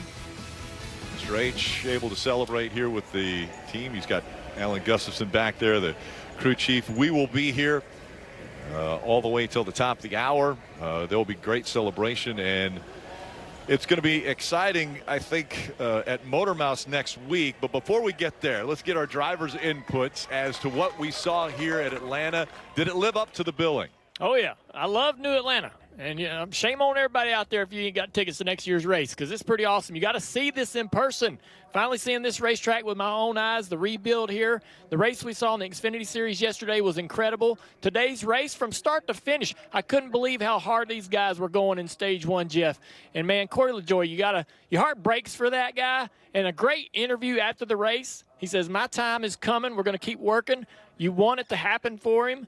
And then you got Ross Chastain, the guy out there who's kind of playing the villain card, working his way after accident to finish second. And then the hometown boy wins. I mean, it's a great story. Yeah, hometown winners yesterday as well. So 2 Georgia winners this weekend. That makes the hometown crowd happy. Racetrack was incredible. I think it was actually better with a little bit of wear, a little bit of sun than it was the first race. Handling came into play. I really enjoyed that. I'm with you 100%. I don't know what Corey LaJoie could have, should have, would have done different. He got a huge run, and he made it. Remember, he took the lead on a restart. I thought he did his job, did a great job. Almost put that little team in victory lane. So Corey needs to sleep tonight knowing he did everything he could. Yes, there's always something to learn, but on this day, Corey did, in my eyes, the best job he could have done. I don't know what could have happened different other than a little bit of luck with the 9 car, and he could have won that race. Yeah, pretty impressive. All right, so Steve, as I'm looking at the scores, it's obviously not official yet, but you've got Ross Chastain, who finished second, Austin Cindric, who fell to the back of the field to start this race, and then Eric Jones up there in the top 5 as well. This racetrack really has some incredible racing at it. Yeah, add Haley, Almirola into the top 10. You know, I wasn't sure what to make of it when I heard they were going to reconfigure Atlanta. This track was so tried and true. But Marcus Smith, you got to take your hat off, right? He is not afraid to go against the grain. He did it with the Roval at Charlotte. He added banking and created a 1.5-mile super speedway, if that makes any sense. But that's what we saw. And what we saw was great racing, great opportunity. I don't think it is just luck. I think what we are watching is skill on display, and that's the key. I don't want to see a bingo card be filled out. I want to see the best race car drivers in the world have the opportunity to showcase it. And that's what I saw both on pit road with the crew chief calls and on the racetrack with the drivers, not to mention the spotters. They are going to need a little bit of ibuprofen tonight, because if they don't have headaches from what they just did for the 3 or 4 hours, it was intense from start to finish. Even with the damaged front end of his car, Ross Chastain was trying to make the pass for the lead right when the caution came out. Let's hear from Ross Chastain. He was with Kim moments ago. Ross Chastain with another great finish. Despite the look of your car, it is beaten and battered. What was your race like, and what was it like knowing you had a car that looked like that? Yeah, Kim, I hated that I took the best car here and I tore it up a couple times, but yeah, it's incredible. Hats off to Chevrolet and Trackhouse for bringing this fast of a jockey Chevrolet to be able to come back. Our road crew and pit crew did an awesome job to rebound through all the damage repair, and you know, we had a shot, and I got inside of the 9 coming off a 2, coming to the checkered, and caution came out. So I hope everybody's all right back there, but awesome job to Corey LaJoy and Spire Motorsports. That was I really thought into 1 when we took the white that I was going to push him to the win, and they all just fought for the top and almost gave it to us. So you're looking back at those restarts. Would you have done anything differently, and if so, what? Not the last couple. Earlier, we had the option to take the front row, and behind Corey, we were second, and I chose behind him because we were worried about fuel, and I knew better. I should have just taken the front row and dealt with the fuel in 60 laps, and we were trying to make sure we could be on offense at the end of the day for our jockey Chevrolet. So that would be the 1, but on a day like today, I feel like we won way more restarts. I feel like my lane moved when I was in it, and I'm proud of that. I'm proud of this car and this team to give me that ability to do that. Despite not taking the checkered flag, a winning day, according to Ross Chastain. Well, I like his bounce back approach, right? He had tape all over his car to get it to the finish. I love everything I saw except for that one move with Denny Hamlin. And that's where Ross Chastain, unfortunately, is going to have, a black eye from this situation, because he goes up and he catches the 11, and that's what the fans are going to remember. That's what Denny's going to remember. That's what the other competitors are going to remember. I love Ross Chastain's aggression at times. He just has to find out, and I don't know how you do this, but as a race car driver, you got to be able to turn it on and off. I wasn't very good at that even as a crew chief. I think that's the next step for us, Chastain. But talk about talent, he finds his way to the front of all these races. You said black eye, bullseye, I think is what is going to be on Ross Chastain's car, especially when he's around the 11 of Denny Hamlin. All right, take a look at the playoff standings after this race. Chase Elliott now 3 wins, the only driver with 3 wins in the field. And again, very tight there at the cut line with Christopher Bell and Kevin Harvick. On the other side of the break, Marty, KP, and Brad on the Peacock Pit Box.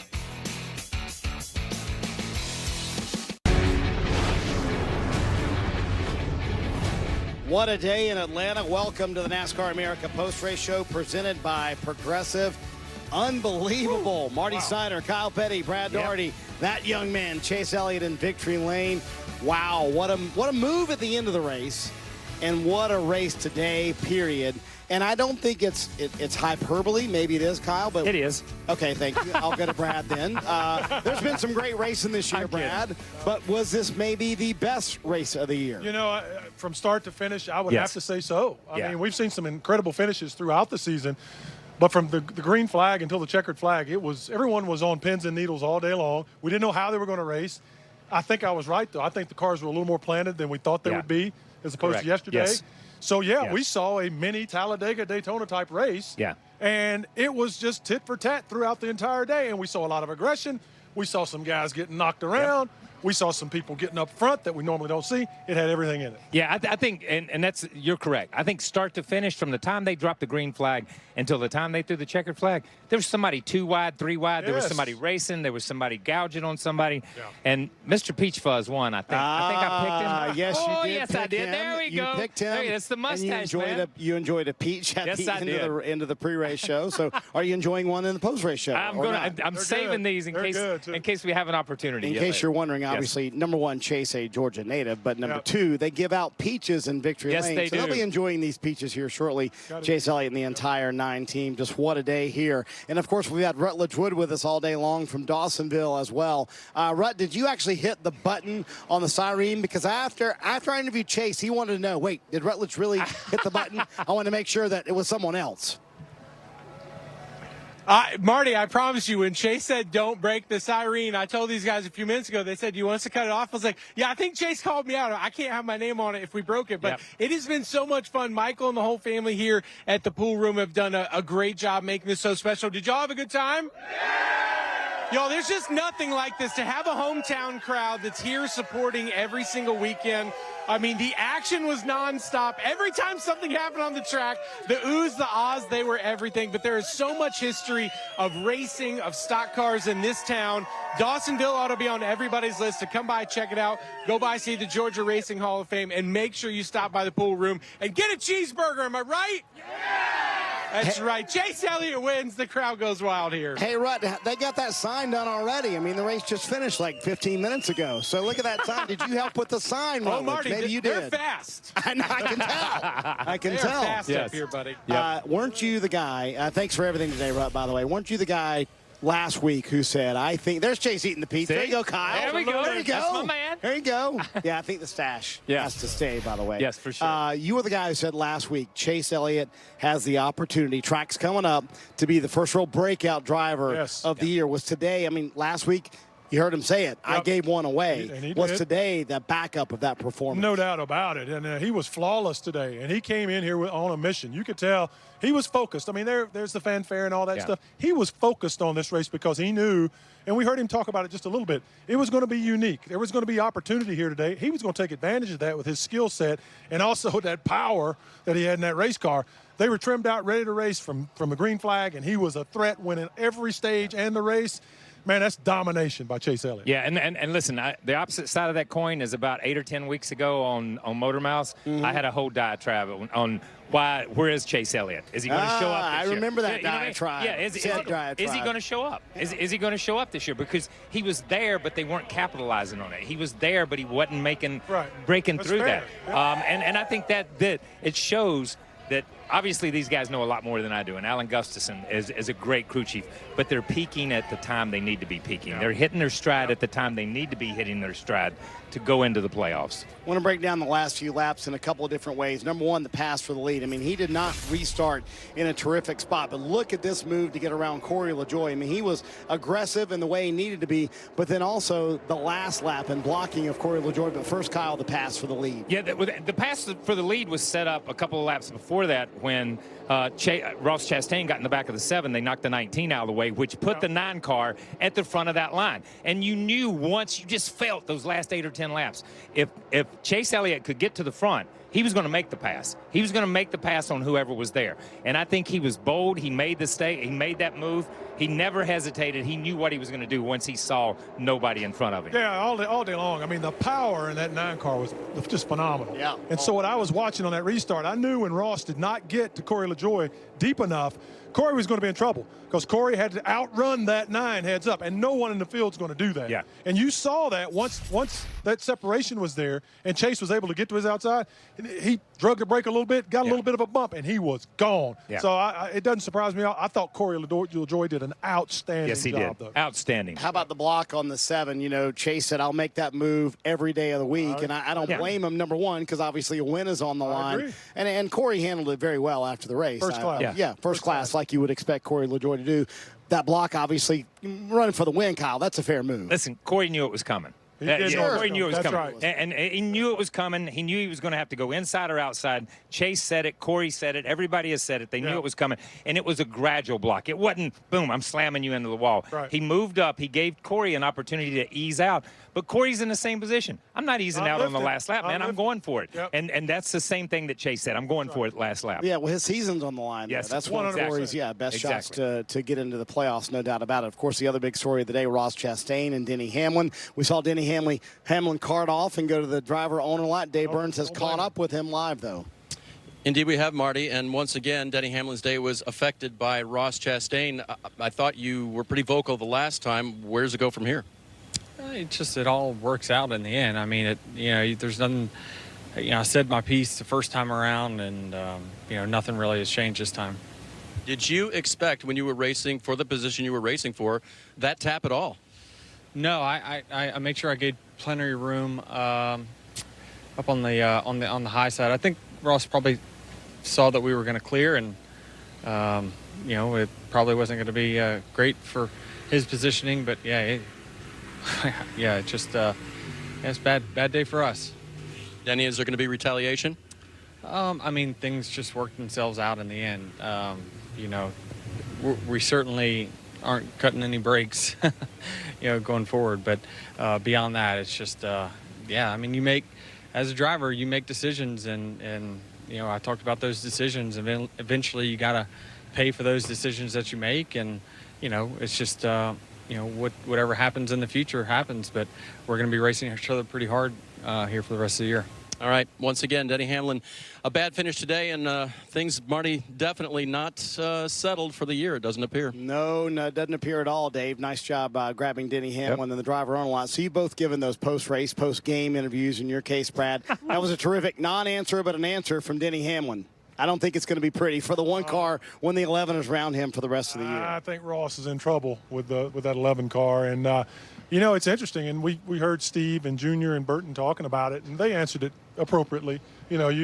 Ross has fought his way to this position, fought, clawed, dug, did everything he's had to do. He finished second today, guys. I mean, come on, through his grit. So, but better decisions when you're a winner at this level and you're trying to get yourself in position to win a championship and those types of things, there's some decorum that's involved when you race with these guys up here. And I think looks like that line may have been crossed again, and I think there's a problem ahead for Ross. Probably is. I got no problem with it. I don't. I just want to see the action. I have no problem with the way Ross Chastain races, and I want to go on record with that. And I'm going to say it until heck freezes over. Okay. Yeah. I mean, we are criticizing him for being a hard charger. We are criticizing him. He's made bad decisions. We all make bad decisions. Okay. I saw Chase Elliott. He wins the race. He made bad decisions a couple of times out there and put himself in bad places and in the wrong place, and nothing came of it. But that happens during the course of the day. Right. And I got you on that. No. And listen. He's going to have to pay for it at some point in time. Sure. You got the time is going to come where you've got to pay that debt, and you got to pay it off. But let me say this, and I'm going on record with it, that whether it's Mark Martin, whether it's Rusty Wallace, whether it's Dale Earnhardt Sr., whether it's Dale Earnhardt Jr., whether it's Kyle Petty, whether it's Richard Petty and Ned Jarrett, and we can go back to the beginning of the time. Yep. Every driver has put themselves in this position. Every driver has done this to somebody. Ross just seems to be in that period where the spotlight's on him. And every time somebody steals a cookie out of the cookie jar, somebody says, Ross Chastain, he got it. He got the cookie. We're on him a little bit harder than what we probably would have been if this was the first incident. I think Motor Mouse on Peacock this week. I'll be there, man. Yes, it'll be busy. By the way, NASCAR America brought to you by Progressive. Stay on track with great rates at Progressive.com. We'll be back to wrap things up from Atlanta. eBay Motors, they have all the right parts at the right prices. Whether I'm on 2 wheels, 4 wheels, or no wheels. Let's ride. Don't worry about it. This one's on me. No. I got the next round. Oh, so you rich now? No, he's not rich. He's happy hour rich. That 3 to 6 p.m. rich? 3 to 6 bucks rich. You guys got Joe. He's 3 to 6 balling. Hey, Mr. 3-6, your driver parked outside? This guy thinks he's funny. We'll split the check, right? No. There are 16 spots in the playoffs and just one track left. Well, not just any track. Daytona. A last chance to keep playoff hopes alive. And for fans to experience an event unlike any other. It's time to go big and watch the drama unfold before your very eyes. Get your tickets now at DaytonaInternationalSpeedway.com. The race to the NASCAR playoffs is on USA. The drama. He gets turned into the The excitement. Oh, yeah, boy. The characters. Next up, New Hampshire. NASCAR. Next Sunday on USA.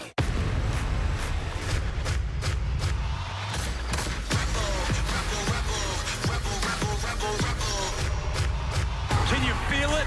This is what Raw is all about.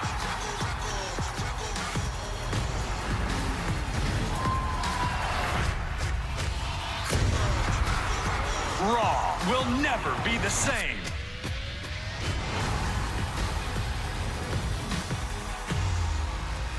You really are my favorite son. I've heard that before. Savannah's the favorite. Grayson and I are making the most of our favorite kid status. You look very bitter. Why are you so angry? Christy Knows Best is all new Thursday at 9 on USA. So the media tried to get Corey LaJoie to say something bad about Chase Elliott for like 20 minutes, and he didn't. And there you go, the hug in victory lane, congratulating Chase Elliott after the block there at the end. And Corey LaJoie drove a terrific race today, by the way. So after we sign off here in Atlanta, be sure to go to SiriusXM Radio NASCAR Channel 90 for continued post-race coverage during the week as well. You can catch everything there at Channel 90 on SiriusXM NASCAR Radio. Let's take a look at this week's Progressive Safe Driver, the move by Chase Elliott to get the lead, and then the subsequent block on Corey LaJoie that we talked about, Kyle. Yeah, that's great. Yeah, a block is a safe driver. I got you. Yeah, no, and it is. He won the race. Listen, let me tell you something. Not a scratch on his car. Of all the guys and everything that happened, he put his car in the right position. He did. Or in a position all day long, not to put a scratch on it. So good job by him and Progressive. I think these fans had a good time today, Brad. Oh, they Their love it. hometown kid People winning. are going nuts. This was incredible. The guy kicks everybody's rear end, both stages and the race. Man, what a day for young Elliott. So we talked about this, and now Chase says, you know, it was a juggernaut of 3 drivers tied with 13 playoff points. I feel like we've been talking about that for about 4 weeks, haven't we? Yeah. Now all of a sudden, Chase Elliott earns 7 playoff points today. Big. That's a differentiator. That's big. Yeah. And we'll be talking about this in a few weeks. That's going to play out really, really largely. And yeah, big day for him and those guys down around the bubble again, man. It just gets further away. Yeah.